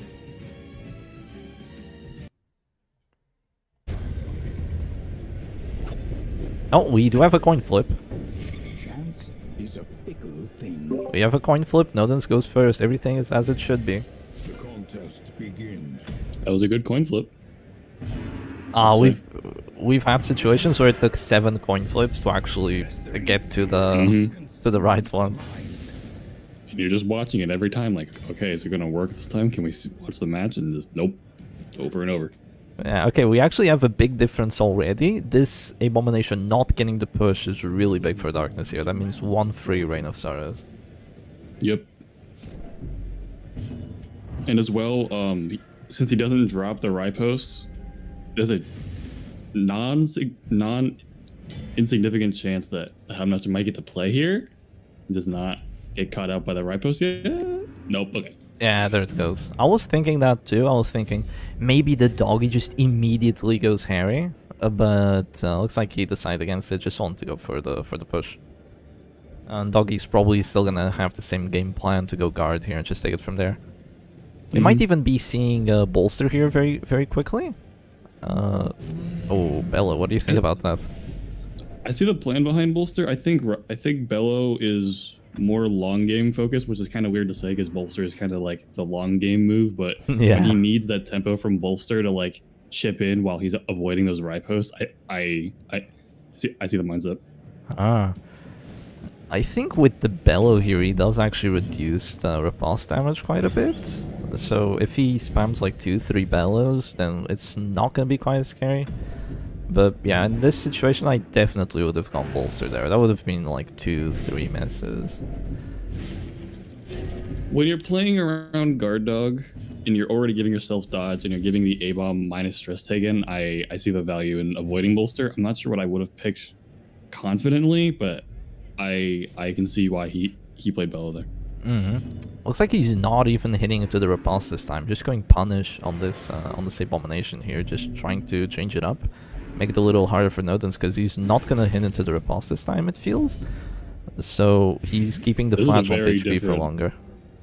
This is a very different start to this match. Yeah, he's just gonna drop more Bellows. I don't think you can genuinely hope for a fast win here. I don't imagine this match is gonna end before round 9. But that is a lot of stress being dealt. No bolster for either side. But I don't know if that's like exactly what you're saying, but I don't think the Bellows are hoping for a fast win. They're hoping for like that stress needs to add up over the course of time to like fill in for like Hound's Harry just like won't be, you know? Yeah, maybe to get those afflictions a little bit faster. So they can start putting in work too. Okay, Flagellant not quite dropping yet. He's still not gonna get those command buffs. We should be seeing a stun here on the A-bomb. Maybe. I think historically, usually when you're like fighting ship stress, you if you're allowed to, you kind of want to see past their A-bomb to like try and go for the Houndmaster. But I think in this scenario, like bullying the A-bomb is going to come with a lot of value when like he has so much inherent defense with his riposte. Yeah, 100%. Because it's going to put. Go ahead. Oh yeah, usually the problem with focusing the A-bomb is that he's probably still gonna get both transformations off, then it doesn't matter, and then the dog just kills everyone. But if you manage to make him not get both transformations off, and hopefully don't get hit with too many crits back while that happens, then he might actually have a very decent chance here. That was a very, very big double crit from Reynosaurus there. That kind of equalize their tempo in my mind. That really helped nodens. Yeah, that's gonna shave like at least half of HP off of those backliners. Also do a ton of stress, so it's pretty bad for darkness here. But we have to keep in mind that while that Man at Arms is just dropping riposte and no one is hitting into it, this doggy is keeping that abomination unstressed, while darkness kills the enemy abomination. And if we get into a 3v3, this Flagellant has the gauntlet, while nodens Flagellant doesn't have the gauntlet, so I much prefer how darkness is playing it this time around. Agreed.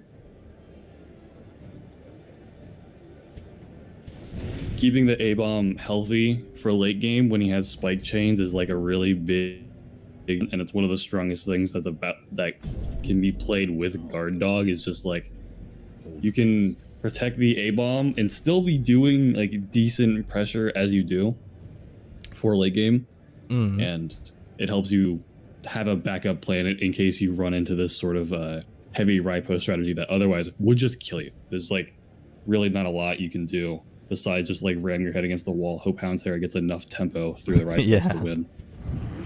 Okay, he goes for an early redeem there just because he didn't have a better move, and now he can...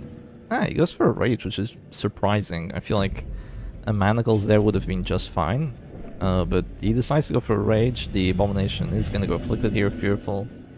Let's see if he goes for the second transform or if he just decides to heal. Goes for the second transform. So yeah, both transforms will be dropped here. I agree with the second transform to break A-Bomb out of that guard. Yeah. It's kind of a rare situation because like I feel like most people don't really play guard dog in the this setup, but allowing him to stay in there forever can be really, really bad for you. So even at the cost of your A-Bomb, breaking that A-Bomb out of the guard to play Hound's Harry and get him afflicted, that could be really big. That is kind of aggro. That punish doing 3 damage there, just really lame punish and falling a bit short. Another Reign of Sorrows there would have been massive, but nodens just wanting to take this abomination out early, trying to like equalize the abomination's positions. Sadly, doesn't work too well for him. I think it's those Bell debuffs, all those Bell debuffs that have been dropped. They help with that too. The long game Bellow is like really paying off here, I think. Oh, look at that dodge, 80 dodge. I still think a riposte will hit with the command buff and the 2 trinkets, but 80 dodge. Would it even kill without a crit? Would it even put him on Death's Door? It should. There's 0 prot, if that's what you're saying. Oh, would it put him on Death's Door? Right. Yeah. Maybe not. Maybe not. I don't know how many Bell debuffs are on their man at arms, but he has 6 to 13 damage base, right? So his riposte usually with the shield spike does 7 to 14, something like that.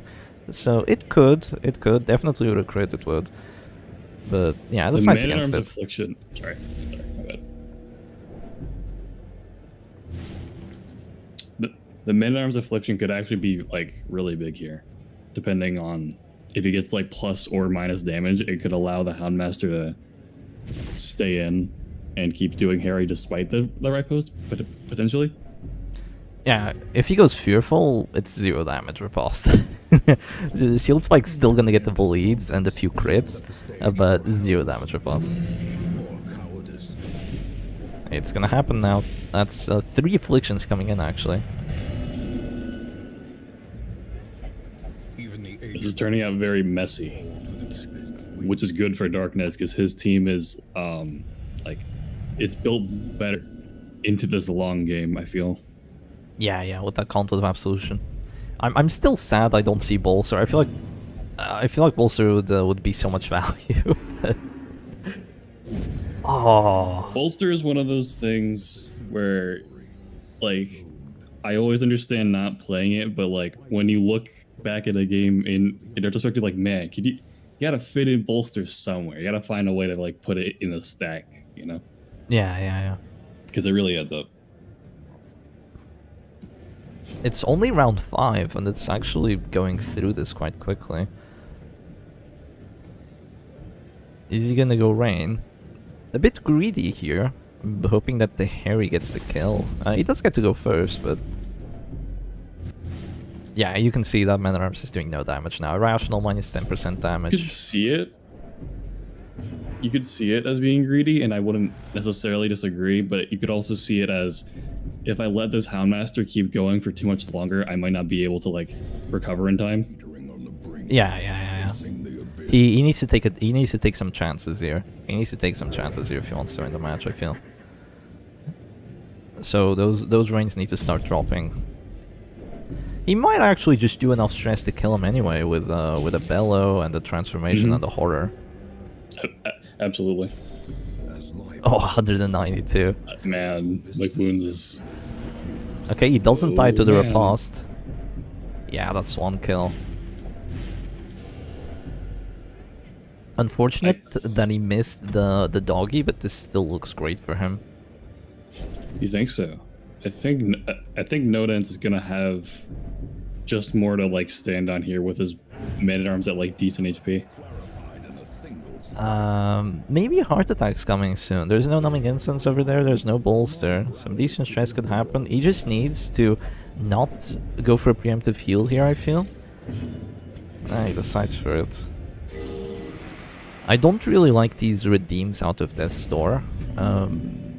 You're missing out on quite a fair bit of value, but I understand that he was kind of scared of, you know, either losing the man-at-arms or the flash on too early there. There's so much DOT there though. This lack of Rancid Cure-All. Understandable, but this lack of Rancid Cure-All has actually been really detrimental to this man-at-arms. But it has let him hit the bellows, so... Rancid Cure-All would have forced him into an entirely different, like, style of thought where he would have to, like, guard the Houndmaster and start playing Harry through the Rye Post, you know? Yeah. I think... Which comes with with its own ups and downs, but I think the Bellow strat is just better overall here. He's pressed Bellow 7 times, hasn't he? He has played it every single round, yeah. Yeah, he's pressed Bellow 7 times. That is a lot of Bellow stress. He's definitely done his job. Show this match to anyone who doesn't play the Circus. They will think this game sucks. Yeah, how do I beat Bellow?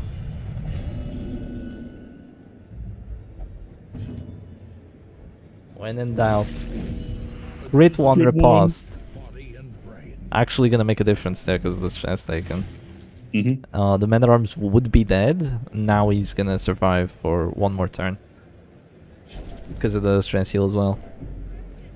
Oh, well. And look, that doggy is actually really on the ropes here. But this is going to be a close one. 0 damage. Not dead. Oh man, I think we're going into an endgame where like Darkness has the advantage because I think the collapse is coming, and after that, it's just gonna be flag versus flag, and no gauntlet is really what's gonna like make the difference here.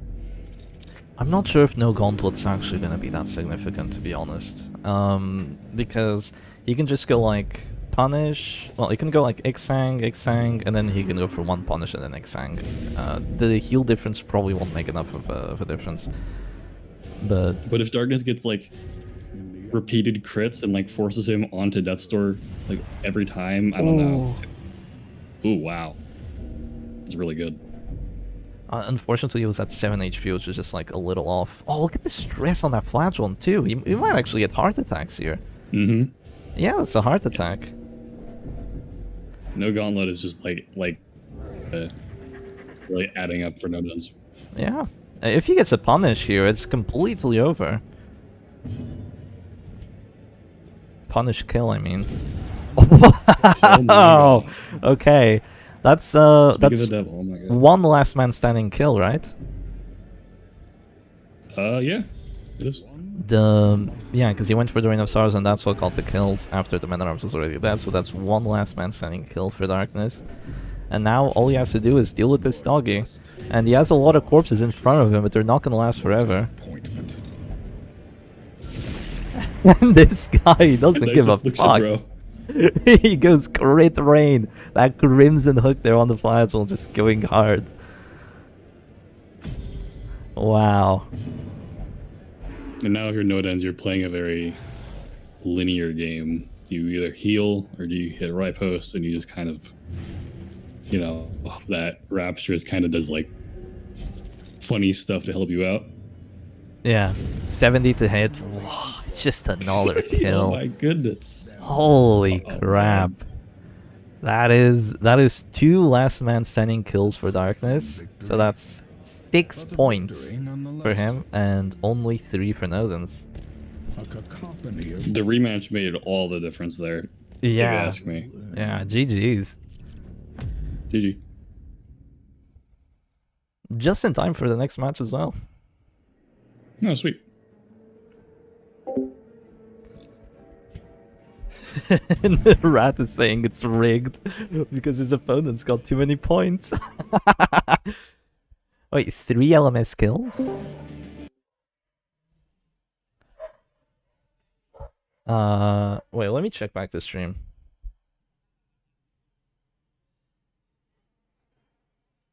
I went too far.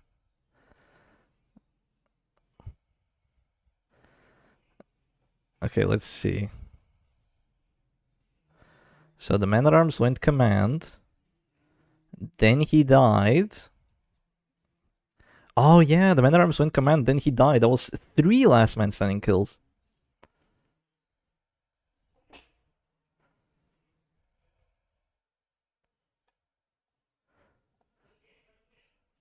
Actually, my bad. That was 3 last man standing kills, so that was 7 points for Darkness.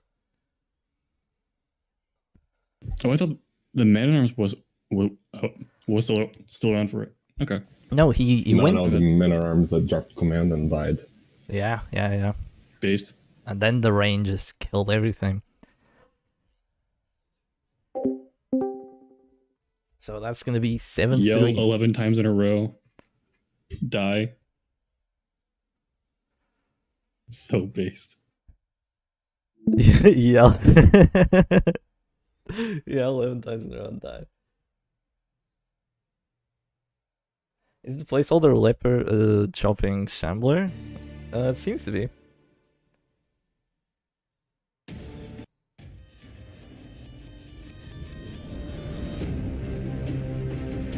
Alright, let's see who's next.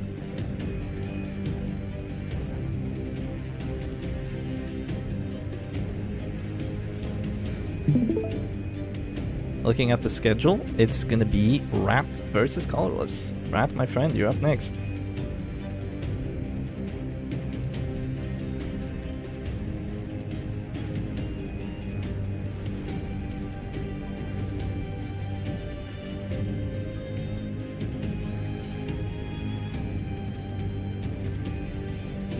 Rat Gang?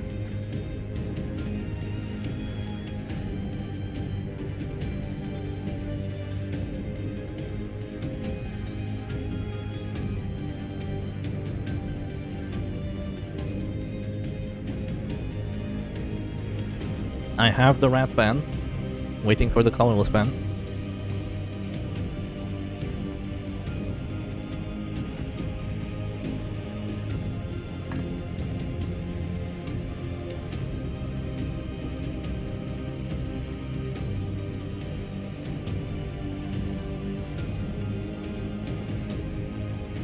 Flagellant and Crusader banned. Flagellant and Moogoblin, it's a Flagellant and Crusader band. What do you think about that?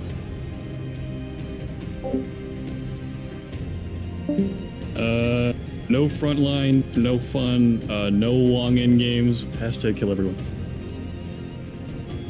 Hashtag kill everyone. I deafen both players so they don't get any ideas, other than that one. You have no redeem, no rally, no exsanguinate, no reclaim, no bulwark, no nothing. You are in it for the kill. There's no screwing around late game unless you really, really are intent on screwing around late game for real. Yeah, the thing is, when Flagellant and Crusader are banned, you become really short on control. There's no select prot, there's no hit squad, there's no WD, there's nothing in the likes. You're gonna probably be witnessing a leper frontline.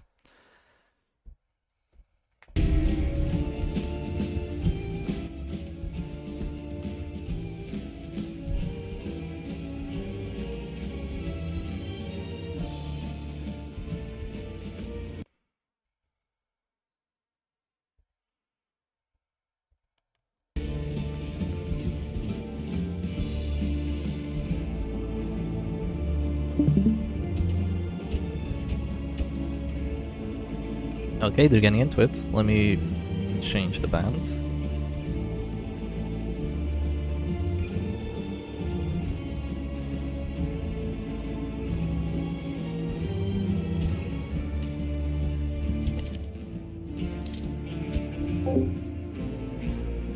I brought Salak Prot, Darkness brought Salak Prot, and Duelist brought Salak Prot. All three tournament organizers have brought it at least once each. It worked relatively well. I lost with it. The other players didn't. But when they did win, it was only 4 points. So very few point wins. Who's ready for Antiquarian Mask MAA whatever? Shepstall?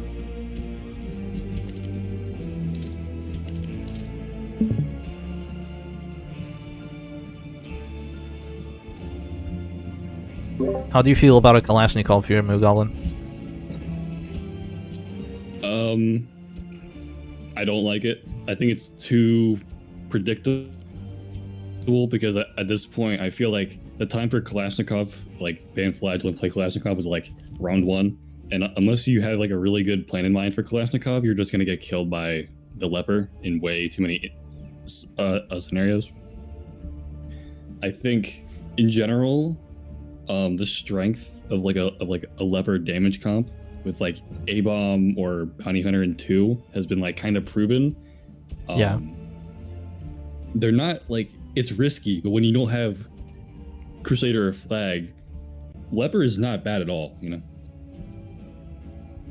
Yeah, he's actually been doing pretty well this tournament. Maybe we see that. I would not be surprised. I think it's in general like you would think of it as this like crazy unorthodox play, but I would, in this scenario, I would see it as the safer play. Yeah, Colorless has banned Flagellant and played Leper quite a few times. Rat prefers to play more like the kind of defensive stress teams, more like AoE focused stuff. So it's going to be interesting seeing how these two players clash. That is interesting because you would think that if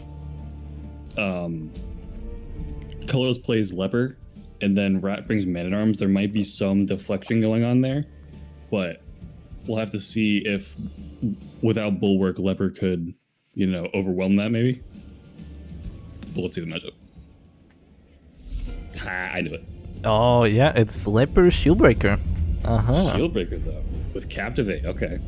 Maybe with Captivate. Yeah, maybe he does like bringing Captivate. He plays it on his Oppressive Vestal as well, Colorless, and he has played this team before.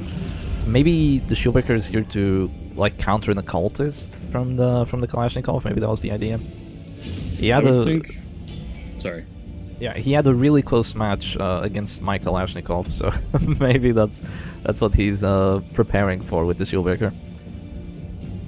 I would think that the Shieldbreaker, in part, something that she's really good for is that like this exact scenario where like if he was playing A-bomb and he got slammed here, that would be really annoying. But Shieldbreaker kind of doesn't care as much. She could go for a pull on the Houndmaster and just like immediately get to work with Leper. Yeah. She also, with the Captivate, she does also have that DOT synergy, so against the Man-at-Arms, she can just go for 2 Captivates and he's already at this door, while the Man-at-Arms would make that Leper struggle. Colorless is just going like full throttle here. He is, as he should, I feel. No revenge, no puncture to like, maybe get Arbalest back and forth. We are going like aggro here. We might see a finale. I'm surprised he actually went for the chop first and not the sniper shot, making use of that snuff damage, but if he did, he could have just gone finale on Antiquarian, and it wouldn't be that bad of a play, I think. It's a little bit risky, but I think it's excessive here. I'm not sure it's necessary. Goes for the stun. The Shieldbreaker is gonna have to stay in position. She can't go forward. There might be a flare here in a bit to get rid of the stun on the Beldivas. Alright, no, it's gonna be immediate. He really wants to kill this Abomination here, I think. Maybe with like a chop Dirk stab. He probably wants to get a kill without the finale and then a kill with the finale.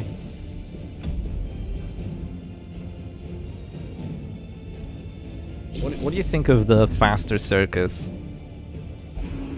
I'm kind of surprised that even for the final round to be streamed, he still hasn't taken it off. Yeah. I'm not as against it as some other people, but it does look very funny. I remember Darkness going like, I want to kick that fucking dog. That one went in the files, don't worry. Just gonna go for a Hue there. Still no revenge, but that A-bomb's probably not gonna survive long with the days. He ended up taking the finale that you spoke of. I think it was fine. He probably drops Captivate here on the Houndmaster to like slow him down. I don't think he can. He goes for the kill here, gets pretty lucky. I don't think he can go Captivate on the Houndmaster because he probably has like a 60 to hit. Oh yeah, you're right. Yeah, no. Because he didn't drop Ballot. Yeah, he was never able to drop Ballot because of that slam. Mm-hmm. Darkness says, still want to. Yeah, look at this. It's round 3, and 2 characters have been killed already. But This that's is pure like fish at the bottom of the barrel flopping around trying to cause as many problems before it just gets like shut down. Yeah, but that's also 4 afflictions. Rat is gonna get at least 1 kill back here against that Jester. I don't see any way he survives. I think that as long as Revenge and Battle Ballad haven't been played, like it's like not even over. Yeah, with Masochistic Leper, I think it's gonna be harder for it not to be over. Oh, that missed.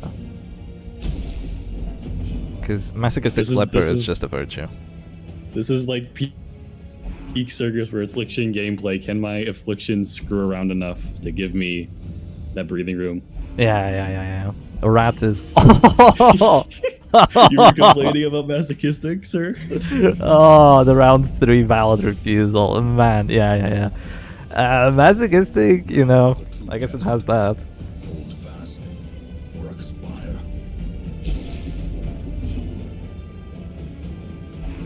Goes Flare. I don't think that's gonna be enough. He might actually lose this. That's 1 kill. And there's no more finisher anymore. This is seriously dicey for a colorless here. This is why I was kind of scared of the early finale, because like when Jester collapses here and you lose your finisher and Shieldbreaker really doesn't have that much HP, it's gonna come down to Leper, who still hasn't dropped Revenge, by the way, just saying. Yeah, yeah. I mean, he's probably not gonna drop it at this point. Yeah, it's at least he didn't get Ballad off. He's masochist. There's a serious chance that the Houndmaster just like screws around all game and just doesn't do it. It just doesn't die. Yeah. Meanwhile, like what are we gonna do for mana arms, by the way? Can we talk about that? Like, that's what's he doing? That's another heart attack. He's probably just gonna go chop and maybe even miss it. Like, that Shieldbreaker has to drop like 3 Captivates on this mana arm still. She's not even in a position.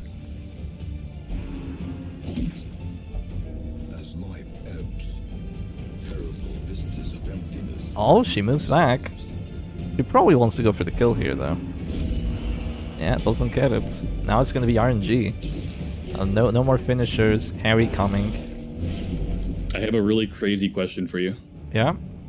Do you hit exposed to keep her out of 1? Like over there before the... So the Arbals goes to 2? Yeah. I don't think so. I think really he has to get the kill here, and then the Arbals just tries to sustain against the final character. Fair enough. So I'd still go puncture there. Fair enough. Look at all this stress though. He just needs to get 1 more Bellow now. That might just be 3 kills. Leper's gonna heal, but she moves back again. What up, Master? He actually wants to not move back so he can drop an expose. Ah, okay. This Master is walking in like he's in that's it. 2 kills. Oh my god. Oh, that's 2 kills. Okay, Leper, last man standing. Do you play Revenge here? You do it? Masochistic, no act out. He still doesn't have Revenge nor Ballad. Oh, he misses. Oh, he moves forward so he can go for the regen. The lick wounds? No fucking way. If he doesn't get the kill here... Oh my god. Oh, that's brutal. We are all running finisher on Lever now. Yeah. I This don't is a see him coming travesty. back from this, even with another crit heal, because now that doggy has those regens. You can never underestimate, you know, the fish in the barrel state where like you just keep flopping around, just do whatever, just stay alive, just keep causing problems.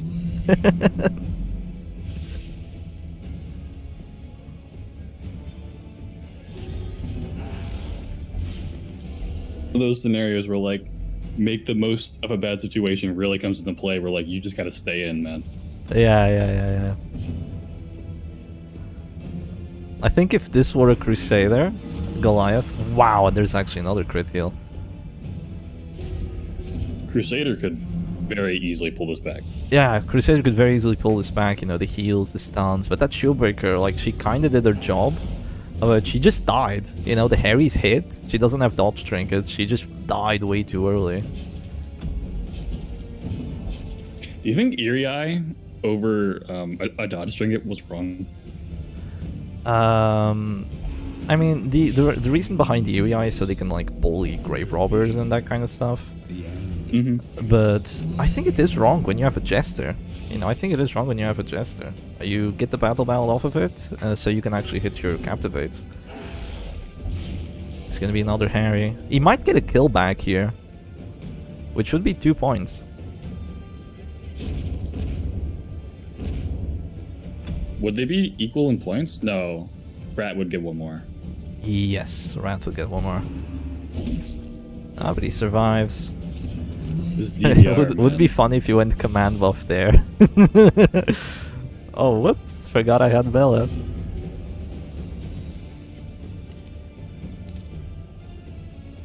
Do you think he wants the extra last man standing point? Of course he does. Of course he does.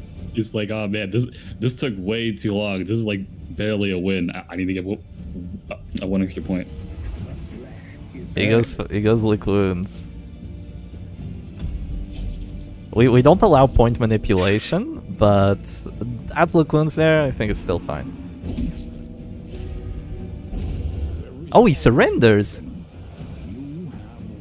I think it's the right play. Yeah. He surrenders not to give the extra LMS point or something. You know, doesn't get the kill. Surrenders. GG. So that's gonna be 4 points versus 2. Yeah, very crazy match, but still not that many points. Yeah, that was great.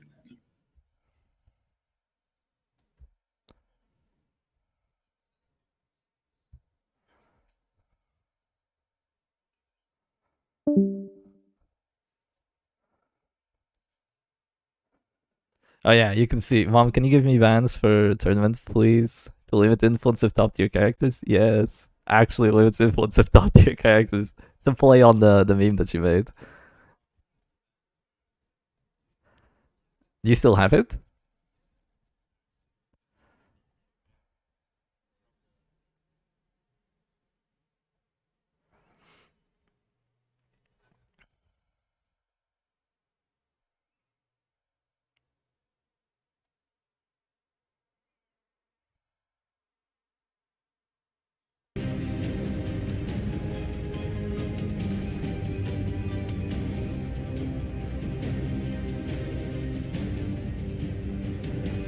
Yeah, there it is, there it is. The actual meme.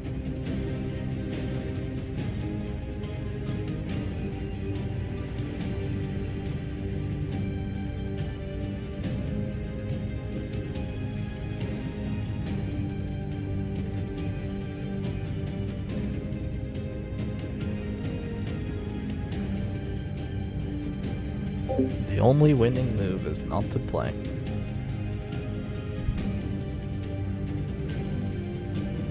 Yeah, he is allowed to surrender after round 10.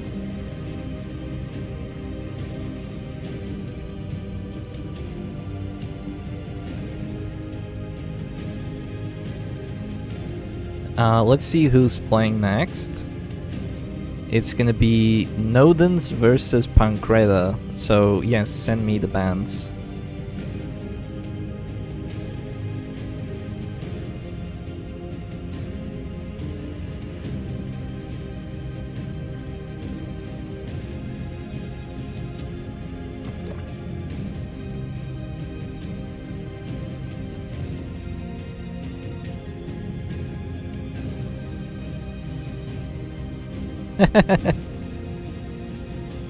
So Pancreda banning Abomination once again, and Nodens bans Jester.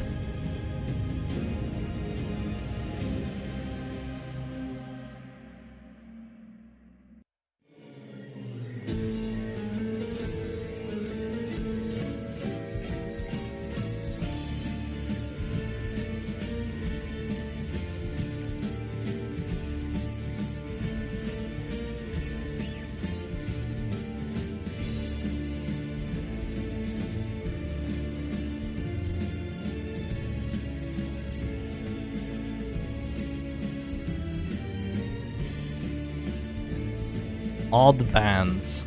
A little bit. Looks like players, well, it's ban A-bomb, play weird-ass matches, right?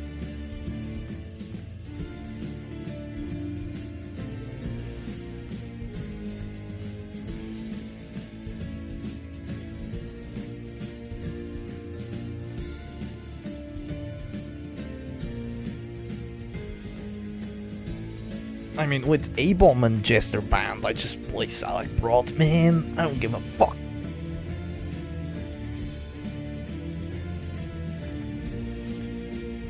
Moo Goblin asking for chat feedback. Give him feedback, chat.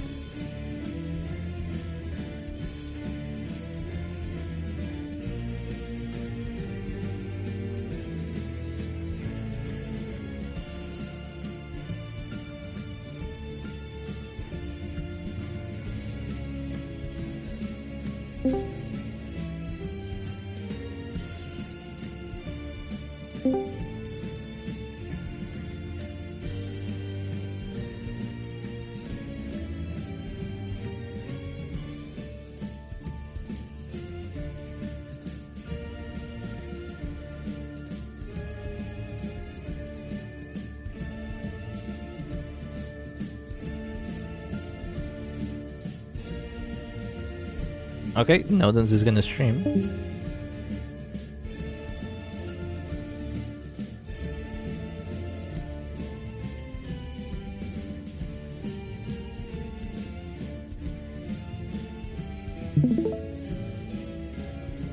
I'll see you around, Trubs. Thank you for joining us.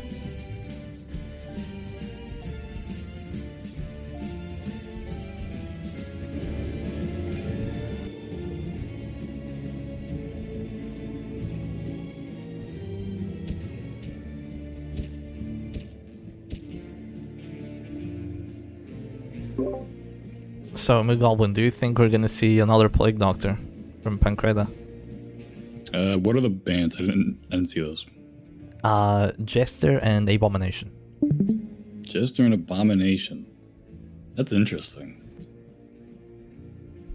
I think if Pancreda plays Plague Doctor again, he'll have my respect. That would be very. I mean, versus Nodens, it's not like he's gonna punish you. Nodens is gonna play what Nodens is gonna play. Yeah. I guess he could. And Plague Doctor's like not even like. You gotta think about, what does Nodens have on his wheel? Does he have a team with a pool without A-bomb or Jester? Maybe not. So like, I'm gonna say no. He probably doesn't have Plague Doctor. But if he did play Plague Doctor, probably not even be like a horrible pick. Yeah. I think the second time won't be as much of a surprise, so it might not be quite as good. What up, Occultist? Oh, okay, they're going for it.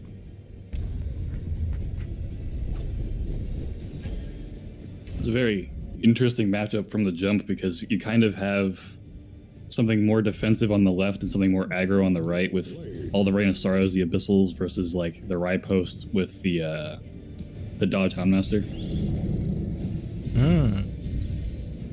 Yeah, Dodge Houndmaster. Pancreda has Just a pretty solid double backline of stress team. He's gonna have to play very aggressive. If nodens is allowed to get up that right post and like really make use of it, that Houndmaster could go down really quickly. It's gonna be like really weird. It's gonna be one of those scenarios where like you intimidate the no dodge string its Houndmaster into guarding anyway because he's too scared of your right post. Or he might just go for it, which would be ballsy, but he could do it. I'm not sure if I agree with the round 1 riposte, because he has 0 accuracy here. He's gonna miss the fast string, he's gonna miss the Rain of Sorrows probably as well. So I'm not really too sure if I agree with it, but the guard is actually doing some decent work here. The doggy is dodging everything, and the anti-guard is taking no stress. I think that command Rain of Sorrows is gonna be like Pancreda's best friend here, because like, you know, do what you will, but that Crimson Hook is like gonna come for its debt payments, you know, like there's no avoiding it.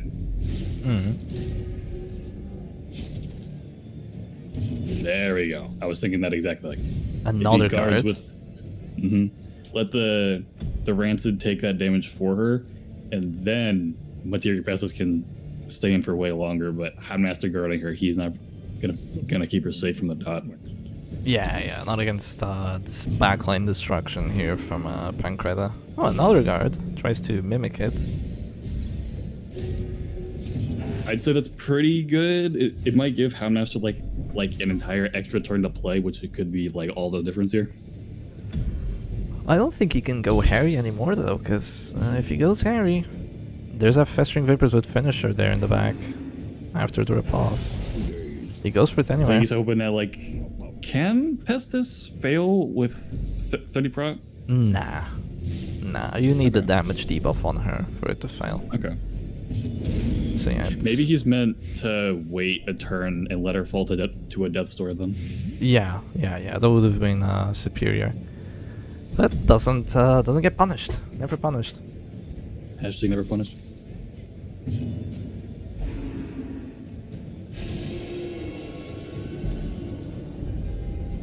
Going for a pull there is going to let the Flagellant start hitting into the Man-Arm's right post, which is a good thing because it means that the Houndmaster might just stay in play, in theory. If he can get to low HP, play Redeem, drop it, then Houndmaster might stay in play for way longer. Doesn't heal though, so Festering Vapors gets the kill this time.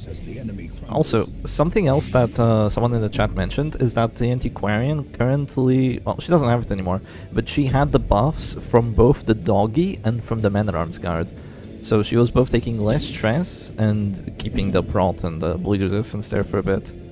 It doesn't work if you do it the other way around, because the Man-at-Arms buffs like disappear if you guard someone else. It's a bit weird, but... yeah, she's still at this store, but she's not actually in much risk now as long as this doggy moves back here. This is a really weird game state, because, like, I would look at this superficially and feel like Pancreda with that, like, Gauntlet and Crimson Hook, Rain of Sorrows, like, it feels like he has the advantage, but it's also, like, what up, Occultist? What do you, like, what are we doing with this guy? Are we playing it with him, or are we just kind of... yeah, we're gonna play Bellow, miss the Houndmaster, deal like... I feel like he's trying to play Stress in a DOT matchup, you know? Because Nodens isn't playing Stress, he's playing DOT. Septic Tank gets confused as a Stress team sometimes. It's a DOT team with Stress options, while Pancreda is really playing more of a Stress team there, so... Nodens just beating him through the dot, while the Stress is just gonna take much longer to actually have any returns here on investment. I think the shield spike for Nodens is like the real big MVP here. Last time with Darkness, Darkness brought something flexible enough to kind of play around it. Pancreda here, you know, ideally here you would want to play his team like a dot team. In all honesty, you would want to have the Abyssal there, like dealing base damage, but like when Man-at-Arms is there to like punish you for trying that, and you have the lowest max HP in the game. Yeah. Like kind of like get stuffed out. Yeah, it's actually pretty rough for Pancreda, so it's a great pick there with the shield spike again from Nodens. He still has access to a lot of healing. He can go for more of his artilleries, but that man-at-arms also no bellow debuffs to kind of like prevent anything. There's also healing coming. He's not thinking of it. Oh, exsanguinate. Okay, thank God. Thinking of exsanguinate there He for scared me for a Pancreda? second there. Would be really crazy. You'd be down to a Devastating. you'd be down to a 2v4 very quickly. Look at that damage though. And he can't get a kill anymore because that doggy is just dead, so the Antiquarian can kind of just stay in the back here, because like, if you go Abyssal Artillery, you hit into Riposte. If you go Demon Spool, you either hit into the Riposte, or you hit into a lot of dodge you might even miss, and you know, it's not that great. Or you just go Weakening Curse, which, if Demon Yeah, Spool is the Jesus. consolation prize, Weakening Curse is like the participation prize, you know? Those who covet injury. Yeah, like he's played it twice in a row and he's gotten one affliction, but like if he had rolled for something crazier, but like what would even be the crazier, like irrational or hopeless? Like masochistic isn't horrible when he's playing like a dodge setup, but it's also not gonna actually stop the Houndmaster from playing. Yeah, and a stun is coming next probably. Onto then Occultist might even get the death blow here. There is one kind of saving grace, which is, you know, Nodens still doesn't have Gauntlet, but I'm not sure if it matters enough here to make a difference. There is some significant last man standing potential, I'll say, but it has to be like seized upon with like really fortunate RNG. Yeah, especially with the guards. Ah, Stygian's the men-at-arms. Goes for the 50-50. Honestly, I think he could have gone Harry there into a double 50-50. What do you think? I think going for the Pestis is fine. You keep the Houndmaster action. You could drop like a Blackjack on the Occultist, like worst case scenario, if he lives. If I he think it's okay. if he goes for another Harry here, I imagine he's actually going to heal everyone else because of the flagellant heal. I think the Antiquarian turn was just used a little bit too early. With all the explosiveness he has here. If he had gotten... Oh no, he actually does 0 damage. That's actually pretty good for him. Weakening curse value? Yeah, right. Weakening curse, like, anti-value there. Well, I was referring to the Man-at-Arms living there. Oh, yeah, but you'd kind of want, as Pancreda, you'd kind of want your Flagellant to drop to 0 there, just so you don't suffer any checks, I feel. Yeah. Okay, Repulse is down. Looks a little late. Perched at the very precipice of oblivion. The Abyssal can save 1% 3-point shot. Trust, bro. Get like the biggest Abyssal crit. I mean, double Abyssal crit here, that's 18 stress and then, like, how much horror is it? 40? 40. Yeah, 40 horror on each. Last man standing, that's... By the time the Occultist is dead, they're both having heart attacks, that's 2 kills. Actually not that bad of a play. I'm surprised he still goes for the Harry here rather than, you know, going for another guard or going Blackjack there on the Occultist. Even the aged oak will fall to the tempest's wing. Depends on how much DOT the Man-at-Arms has. I forgot. If he takes up like a significant amount extra because of that Harry, I see the vision. Yeah. That was probably the reasoning by Nodens. He just wants to finish this match faster. He needs to get rid of the Man-at-Arms for it. Oh, he does go Abyssal, but there's no crits. The abyss Double hit though. returns Got on Houndmaster. the boldest gaze. Ah, Reclaim's being dropped now. Oh, he's dropping just enough. Yeah, the Harry actually made it just enough here. So the Festering Vapors might get a kill. She dodges, so there's no battle debuff.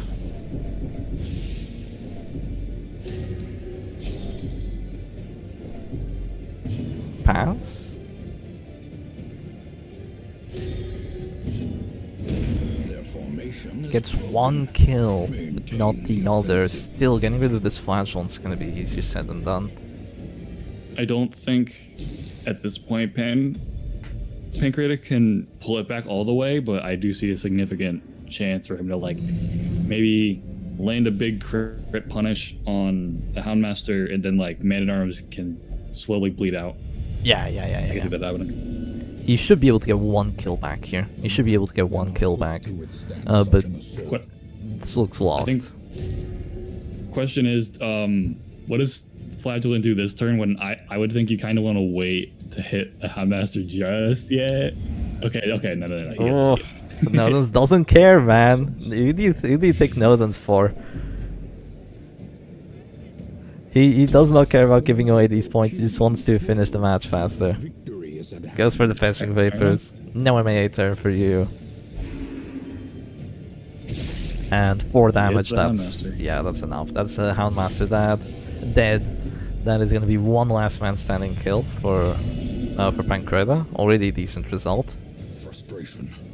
Can he get more? He is at the door though. He is at the door. He has to gamble it to actually go for that. Oh. Well, what's the affliction on there? 2 battle debuffs, goes for 20, doesn't get it. There will probably be an Exsanguinate coming here. Mm-hmm. You could go Rain, like maybe pray that no one gets the kill and then the Man-at-Arms just gets a heart attack, but I think that's way too much wishful thinking. And that he's better off just, you know, denying Nodens like 2 points. I agree. I don't know if I call it wishful. I call it more like fatalistic. Like, man, I'm so backed in this corner. I need to do this, or it's like all for naught. It's like, nah, man. You can play it simple. Yeah. The 6-7 stress. Because like in theory, that Reign of Sorrows, that like that HP down, that is cooking. Like if he drops a Ross like the turn after this one, that could just wipe out the Man-at-Arms like that. The corpse isn't going away yet, but a crit punish could also do something like that. Yeah, sadly Reign of Sorrows just doesn't hit for enough here for a kill. He has to go for another Exsanguinate, so yeah, he's not dying this round. That's not going to be any more than 4 points for Nodens here, which is already like not a terrible result, you know, 4-2.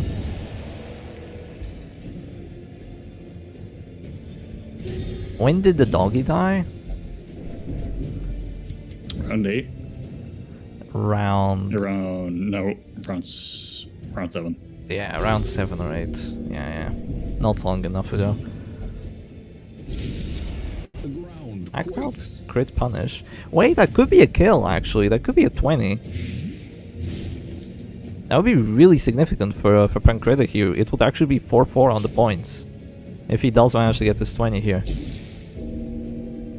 Let's take a look. We have seen 120 already today. Oh, wait, he still has another Exang. Yeah. Rapturous could still go for a self-hit here. Oh, no justice. No Rapture is funny. Yeah, and now it's just gonna be Retribution, Festering Vapors. Yeah. Pancreda still had a chance there. Still had a chance to equalize the points, but now I don't see it. Specifically calling it a chance, yeah. It all hinges on, you know. Hey, what up, 2 days. What up, Auntie? Yeah. There goes Festering Vapors with the finisher. So that's only gonna be 4-1. Wait, no, there was one last man standing kill, so it's a 4-2. GG. If you think about it, that was a 300 IQ strat by the Antiquarian to make sure that the Flagellant would get to go earlier next round, just in case. Oh, right. Yeah, with the days. Trust the plan. So yeah, 4-2 for the players. GG's.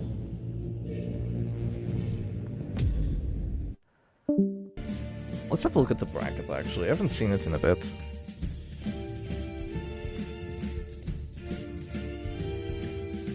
Okay, let's have a look at the schedule first, actually. So, we've had red colorless. We only have one more match for today, which is going to be darkness versus colorless. It can happen whenever they're ready. And we have had 4 matches so far. Let's see what the schedule, or rather what the bracket looks like.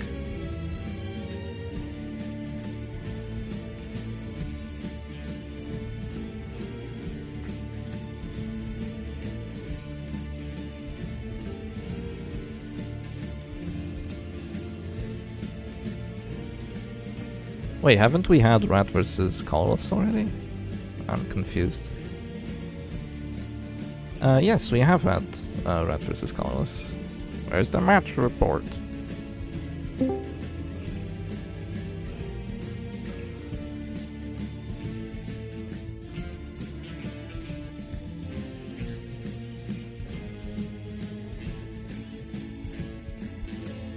Who the hell thought that Exile with no cooldown was balanced? True.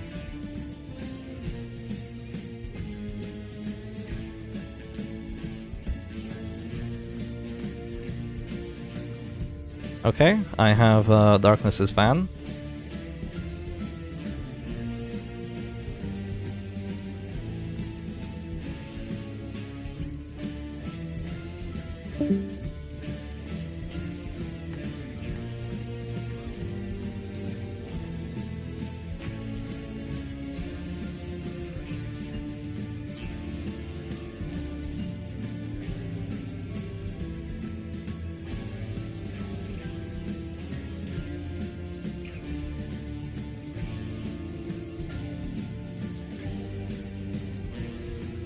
Oh yeah, Rat versus Colorless was a 4-2 for Rat.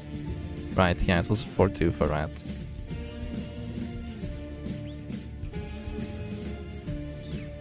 So let me submit that, and now we can have a look at the launch. So this is the matches that have happened so far. Darkness seems to be on top by quite a bit. Pancreda 4-2. Not bad, 6 points after 2 matches. Could be worse. Nodens is at 7 points after 2 matches. Also not bad. Carlos has only played 1, he's at 2. Duelist kind of falling behind here. And Darkness 7 points. And now let's see what he can pull off against his opponents. It hasn't updated yet, but it will later. Okay, and the bans are Crusader and Leper.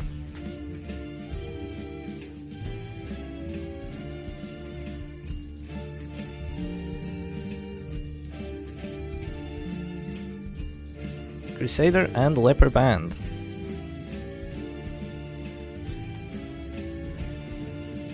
Without Noctis to Maul, this is a lawless land. We could do insane things, like talking good about PvP. Yeah, Darkness banned Leper. Uncool, bro.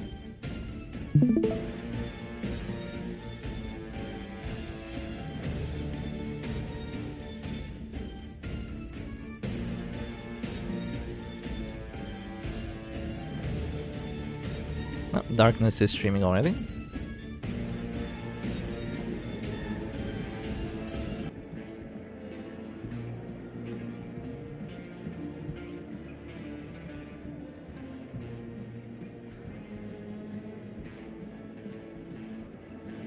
Mugoblin, what do you think of Crusader and Leper bans that we have coming?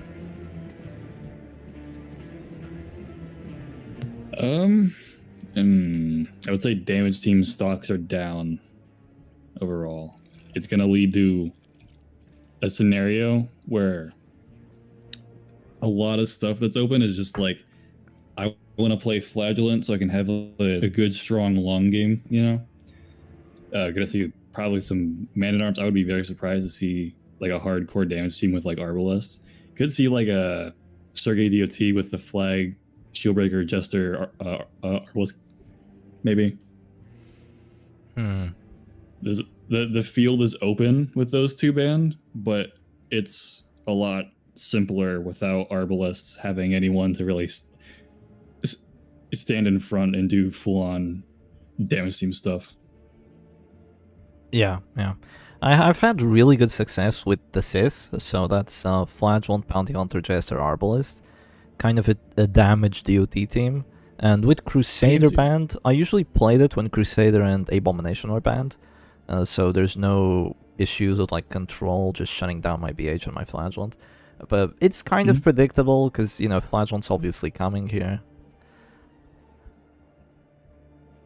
I could see the merits of that. I think something that could also, in theory, work would be like Abomination, Flagellant, Jester, Herbalist. There's a guy named Vodak on the Matchmaking Ladder who, like, I've been fighting him for like 3 years, and like he plays that team every single time, and he's like really good at it. Who? It's not horrible. Who plays that team? It's a guy named Vodak, Vottak, and like. Oh, yeah. Yeah, I know who you're talking about. He always plays that. It like his win rate against me is like it embarrasses me. He's like really good at it. That team, the trinkets on the Flagellant are like Crimson Hook Hemlock, right? I think it's evolved over time. He kind of plays different. Like I have seen Hemlock. I think I've seen Finisher at least once. He plays some different stuff on there. Yeah, I played it in a video just recently. I was running that setup. It's called, the Chinese call it the Wolfie Jester, because it has the A-bomb and the Jester there. It's actually a pretty solid team. I didn't really think about it too much, but yeah, we're probably gonna see a team with like Arbalest, Jester, and then someone, and then Flagellant. It seems to be like the most obvious thing here.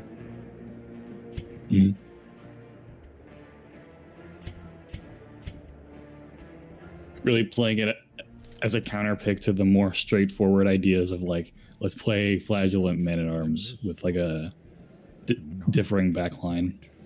Yeah, I don't think Man-at-Arms is going to be too good here, because both players are going to be playing DOT. Unless it's like Rapace or something. You think so? Oh my god. Oh no. Oh, okay. He's colorless. You're not, colorless. Colorless right, Immortal Musketeer. I've never seen him play it. I don't know if he's good at it or not. I am very curious to see him play. I know it's kind of hated, but I like when I don't have to fight it on ladder and deal with it for 40 minutes. I like watching it try to play, especially into a matchup like this, where like you can't really guard. The DOT is going to come slow but steady. He has a finisher on that Flagellant. Darkness did. I saw it before the game popped, but like that's going to be there. Finisher on Jester. Oh, double finisher. A bit overkill, I feel. I feel like he could be running like Harlequin Mask here.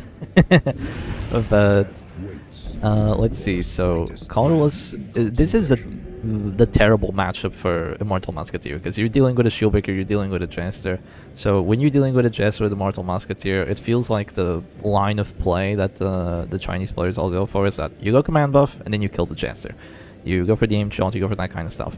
But it's gonna be easy. Ooh, interesting. Yeah, it's gonna be easier said than done here, because that Flagellant has Reclaim on Darkness side, and the Arbalest can also go for a heal. I imagine that's a support Arbalest. So he's probably just gonna stack up buffs, get a kill, and then be almost unable to lose the match.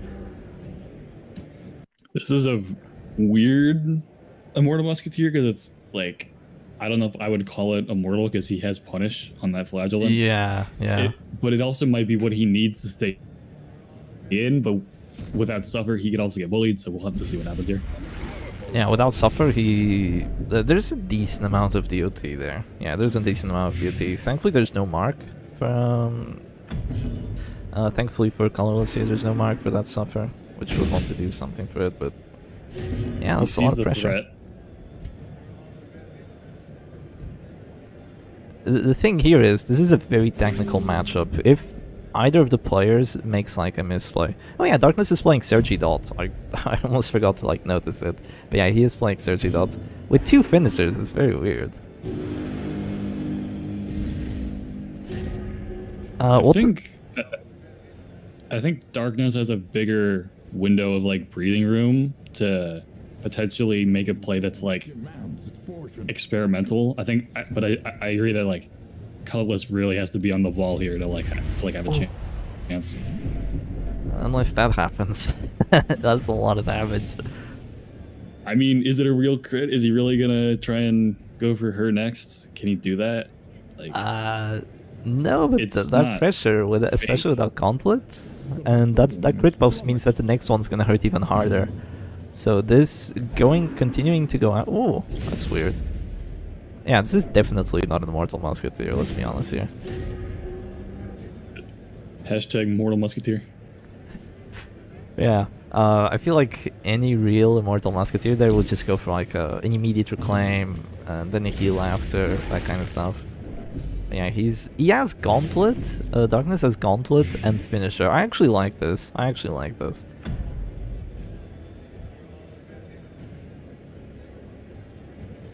I think Finisher is probably the right play for him because, like, I wouldn't be that worried about Snuff in this instance. And Yeah. as well, like, Crimson Hook would be okay. It feels a little aggro, but like Finisher is like really long game minded. Yeah. It also means that even if the Jester isn't in a good position to get the kill, then the Flash one can still do it. And, you know, he can hit everyone, so... A lot of possibilities there, but... Oh, this Jester is getting bullied. He actually goes second here. If this Jester dies, it's cooked. Yeah, actually, that's the big way that Colorless could get back in here. Yeah, if the Jester dies, it's actually over. He's gonna go for the 25. Ooh. Ugh. I mean, Scary. he has to heal that immediately, I feel. That A-bomb is also at risk, because if he clicks, then yeah, he's having a bad time here. If Darkness loses a character here, and like the action economy it gets to a point where like he has 3 actions and Colorless has 4 as a stall team, Yeah, no, it's gonna get really, really scary. yeah, it's just over. He actually just goes expose here. This is wow. Yeah, very, very I mean, it's risky. interesting because like if he goes for the manacles kill, then chances are he gets his punish kill. And Yeah, that with is the a good finisher. PvP. He goes for it. Oh no! No kill, no stun. That's perfect. What is going on here? Oh, he goes finale. He doesn't care. He's just like, you know what? That's a good finale. I'm playing versus Immortal Musketeer. If I get 1 kill here, I win the match. So let's do It this. looks weird, but that finale is really good because it kind of saves the adjuster there from the punish. Yeah, it does also save him from the punish. Yeah. Really, really fortunate for Darkness here not to just lose his Jester to either of those kill shots. I will say, this is better than usual for Immortal, just because like the flag does have punish. Yeah. No. It's not completely unlosable. But he's gonna have to like. He has to thread the lock needle in. somehow. Yeah, he has to lock in. That almost is going to be very, very annoying to deal with as well. Okay, that's a good start. That's what happens when you take off Spike Path off the Sergi Dot. I refuse to rescind my finisher accolades. It gets a very nice dodge there. He does have the dodge shield breaker here. Mm-hmm. Even with, I believe, the command buff, yeah, it's still missed. Really getting rid of the Abomination for the Immortal Musketeer kind of just... what's the word for it? Kind of just disarms it a lot. You don't have stress output, you don't have like DOT output, you don't have stuns, you don't have the control. It's I'll be much, for real, much weaker. man. I don't mind watching this match. This match is fun to watch, but like, if I were colorless, I'd be like, I have to play this to round 10. Are you fucking kidding? Like, this is awful. I mean, the thing is, Colorless made a very interesting decision picking this team because he's already down. He's already only at 2 points from that first match that he did with the Leopard team. So the maximum he could get out of this was 4. 6 points after 2 matches is not that great. So it's an interesting decision to go for He this. sees Darkness. Sorry. No, go ahead. I was done. It could be that he sees Darkness as like such a threat that he wanted something stable enough to just like, okay, I need a like 4-point gimme. I don't really care about a fast kill scenario. Yeah. I feel like if you play against Darkness, what you want to do is ban Flagellant and then just play Kalashnikov, because he hates it. He doesn't have a counter for it. He hates playing against that team. It goes against everything he believes in. So that's probably what you want to do if you face Darkness. Sure. I mean, you could. He goes in with like so much planning that like completely like breaking the script just for him. Yeah. Flagellant play Kalashnikov. Yeah. You might be right. It's worked out pretty well against him so far. He's lost to Kalashnikov twice.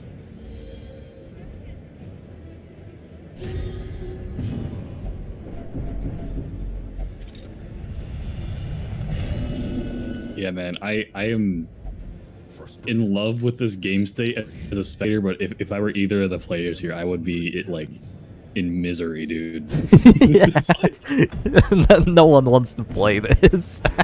This is like fascinating to watch because it's like you're taking a pickaxe and trying to chip at a brick wall, but the brick wall is also like inanimate. It's not actually gonna like do anything to you, so you're just kind of like waiting, and like maybe the pebbles fall on your head and give you brain damage like once every 100 times.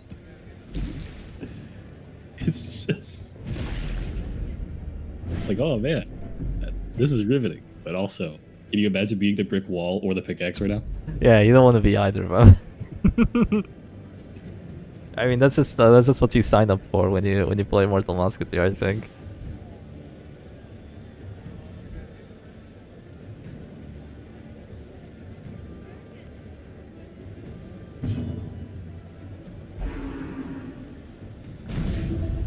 Okay, so begins the stall. How do you think that the brick wall actually wins this, though? By playing Punish, just chasing after the Shieldbreaker till she dies, honestly. Yeah. If the Shieldbreaker is gone, then eventually that Jester goes to position 2, and just like one Punish, one Bellow, and he's like dead. That's probably the idea here. Yeah, he's going for it. 50 dodge is a lot, but it's not being enough.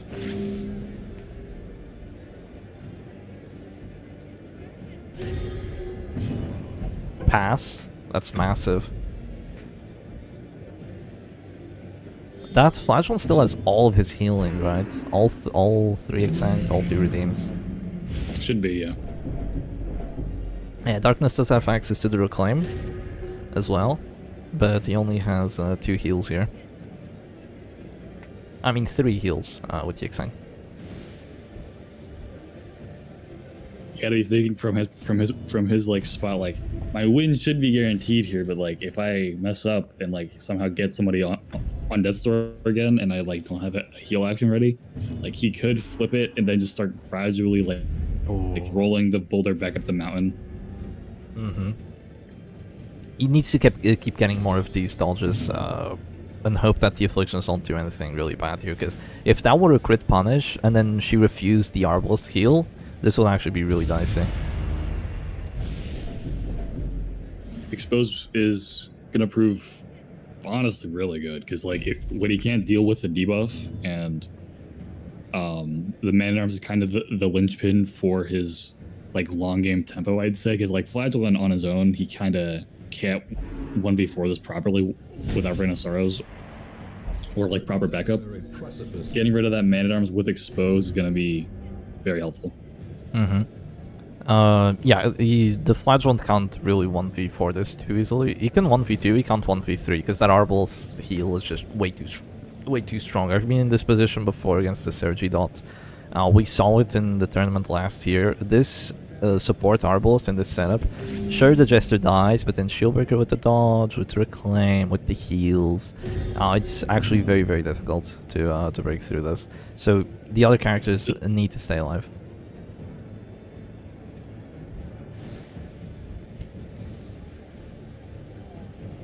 Look at that crit chance, 57. Oh, that's actually okay. That's massive. The abusive. A Bellow here and he's dead. Oh, there's a crit regen too. Nice.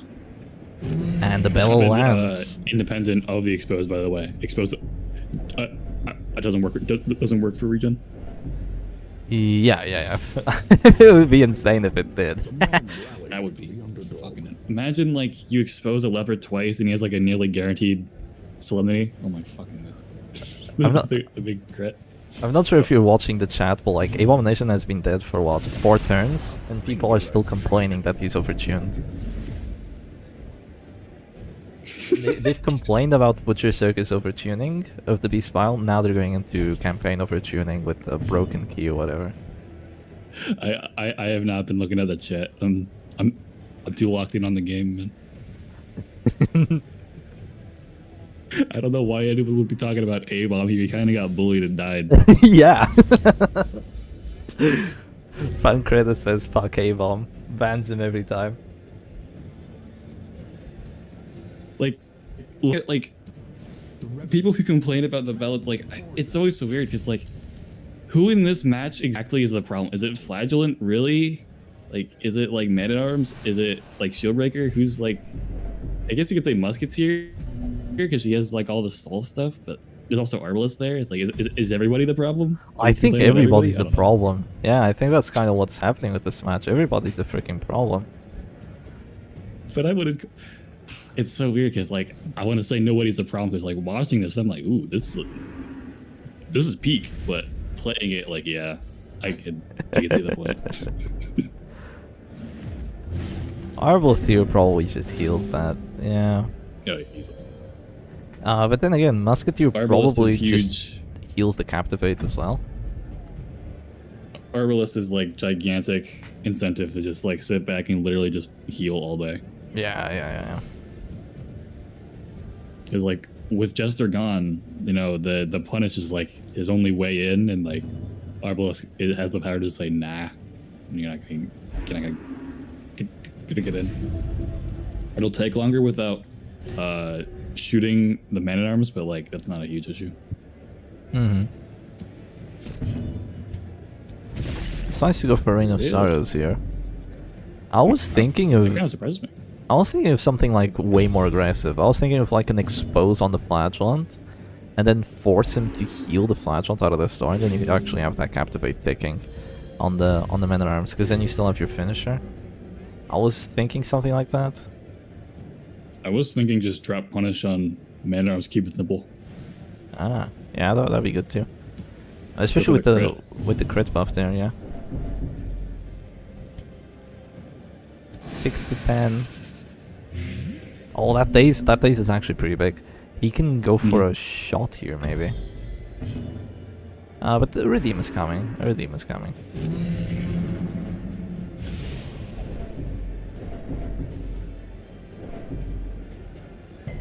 He's just doing nothing back, though.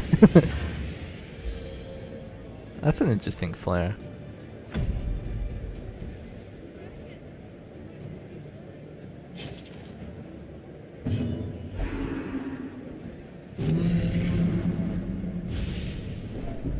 Yeah, this match is gonna take a while, I feel. I think unless a colorless gets like a really big break here, the winds are just like very, very strongly blowing in Darkness's direction now. There's like really no way to salvage this. Unless he gets like It's just too much. double crit. Oh, he doesn't drop to the store there. That's actually really big. No extra healing.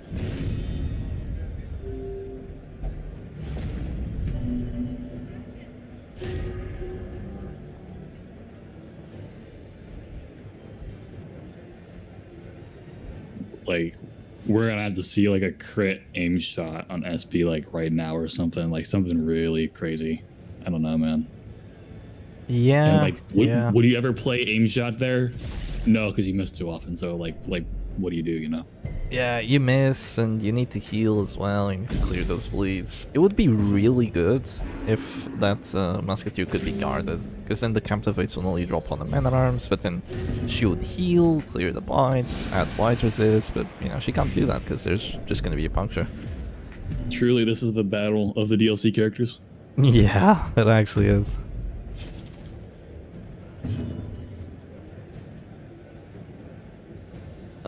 How big of a hit was that Captivate? Was it crit 16? Yeah. Damn. Yeah, he does go for the guard.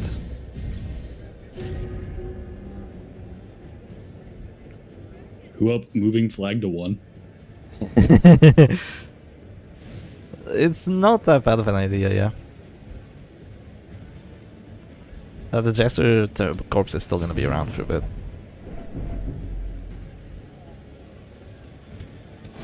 Oh, he decides against it. Wow, 10% Dude, days. it's captivating. It just won't stop. Yeah. Does a ton of damage too because it's abusive. And with the You think this is the ballad, it's being fine. She still has enough accuracy to hit it. Do you think this is the first time we've ever seen 3 days on these 3 characters in this scenario ever? It might ever be. It might be. Like, you're never dazing the mana arms there. 8. It's not enough. The Carnage tournament is truly making history here. Yeah, it's Carnage. Throughout the whole tournament, we've just seen stuff that just like would never see play otherwise. Like, even to the very end, we saw I didn't see it in time, but that Plague Doctor comp, just people are just bringing out whatever. It's with the rule set, it's like not even like a bad idea. It's winning like a lot of the time. Yeah. And it throws the opponent off because they're probably preparing for like some ultra specific pick. Like that's happened to me before. I was playing in a match where like Men at Arms and I think Flagellant were banned, so I was like, okay dude, Flagellant banned, there's no DOT, Men at Arms banned, there's no stress, it's gonna be a damage team from Nodens. I went for like a Goliath, I brought 2 Snuffs, I brought Finisher on my Arbalist.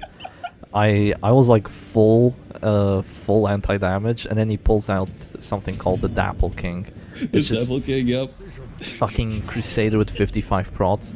I go first, I miss the fucking stun on him, and like, look at that bullshit. It's Hyoman in 4 on a stress team. It's a stress team with no Man at Arms and no Flagellant. It's just bullshit, but it was the perfect pick. It was the perfect pick. But like, you give Grapeshot Blast enough time to cook, and it will just kill you. Like it. Yeah. It's amazing, honestly. Yeah, Hyoman has been actually really good this tournament. He has flex play into either like the long game stress or the anti-DOT. Yeah. That was a huge X-Ang actually. Honestly. But yeah, this match, What? we're getting crazy. Guess is the like 20 endgame. pull.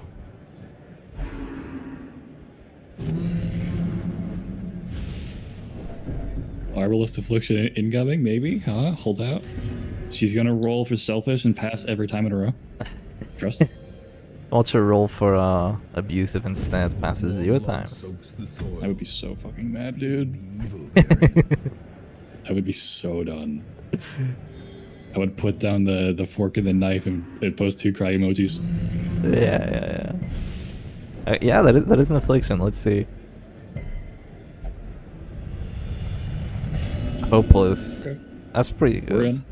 There can be no hope in this hell. No hope Okay. at all.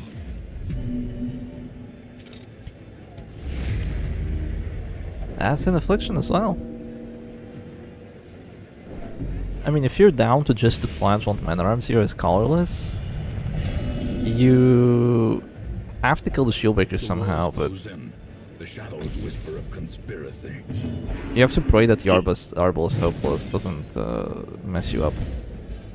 The game is gonna hinge on if Shieldbreaker can stay alive to just kind of help ignore what Colorless would like to force Darkness to do.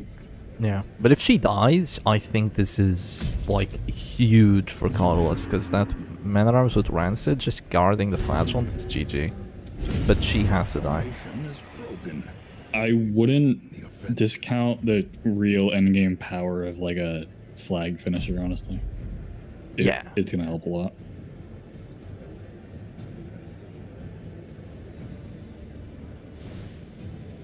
getting a head start in the flag 1v1 of an extra like 25%, that is really good. Yeah, absolutely. If you go Rapturous, though, you're gonna, you know. Start doing funny stuff. Yeah. Does it actually have extra death blow dealt chance if you have a finisher and hit yourself? Yes. I feel it does, but I've seen like multiple people say otherwise. I would be very surprised if it didn't. If I feel like I see way more like it's a clean split between will they survive, will they not. I would be very surprised if it didn't count. Yeah, me too. Okay, 17 HP on that Shieldbreaker. Do you think he goes Sway? Oh. Nope. Yeah, it doesn't go Sway. I was thinking Sway, so there wasn't another crit 17 punish. The maniacal tuning swells. Oh, look at that. You can surrender now. Oh my god. Oh, that's a bit mean. That's a bit mean. You know what, Dark does? You aren't exactly playing like the most speed racer comp yourself, I'm just gonna say. Yeah. Like definitely faster. You're more like a mid late game tempo comp built to like survive early and then kind of manipulate things to your advantage. But you're also not, you're not playing like Bunny Kaze. Yeah, he's definitely not on the Bunny Kaze either. Now he's definitely not gonna surrender, you know? Right? Like, would you after that? At that point, I was just like, I mean, all I have to do is like hit a button over and over, and apparently it's like pissing you off, so like whatever. Yeah.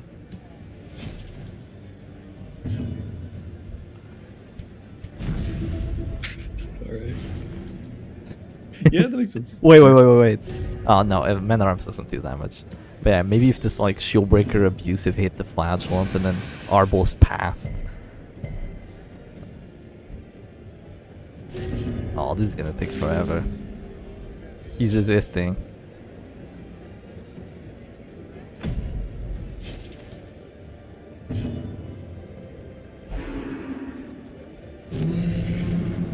Everyone in the comments saying it's deserved because he's playing Immortal Musketeer. Panic. I'm a little nicer. I kind of like seeing it. I don't mind it that much. There's setups that I hate more than Immortal Musketeer, honestly. Like when you start putting Crusader and the support Arbals in 4, or a support Musketeer in 4, then it starts getting like broader. Yeah, 10 shots. Like let's stand around and just play this for 3 hours. It's like Yeah. You know. Like then it becomes annoying. Immortal Musketeer can be fun. Because it's old and kind of sucks, but Immortal Musketeer kind of dated a little bit, but Yeah. the right specialist can still make it work though.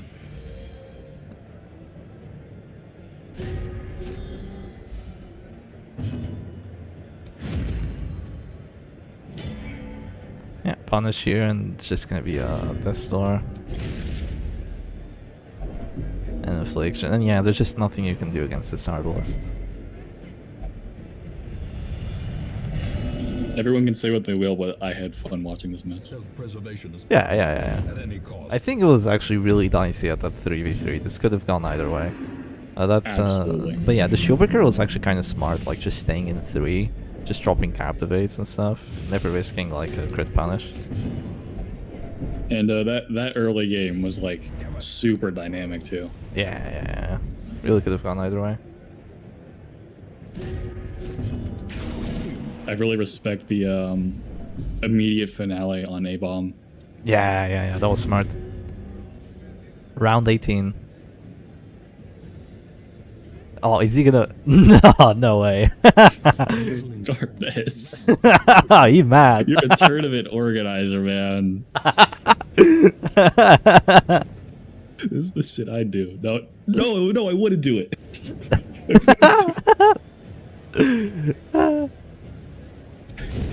Continue the onslaught. GG. Them. Hashtag sassy darkness. That one's going in the files as well. For what? Being a dickhead?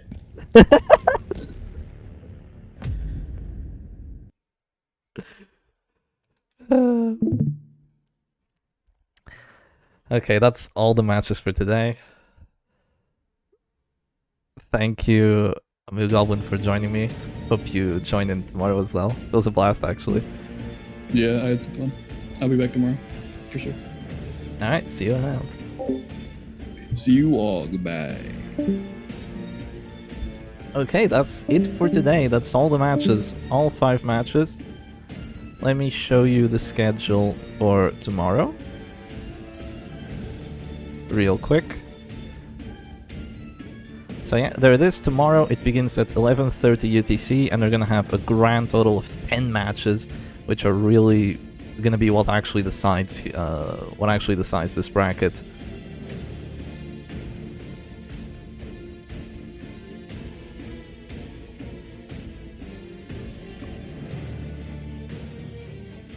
Everyone's gonna play Immortal Musketeer versus Darkness now.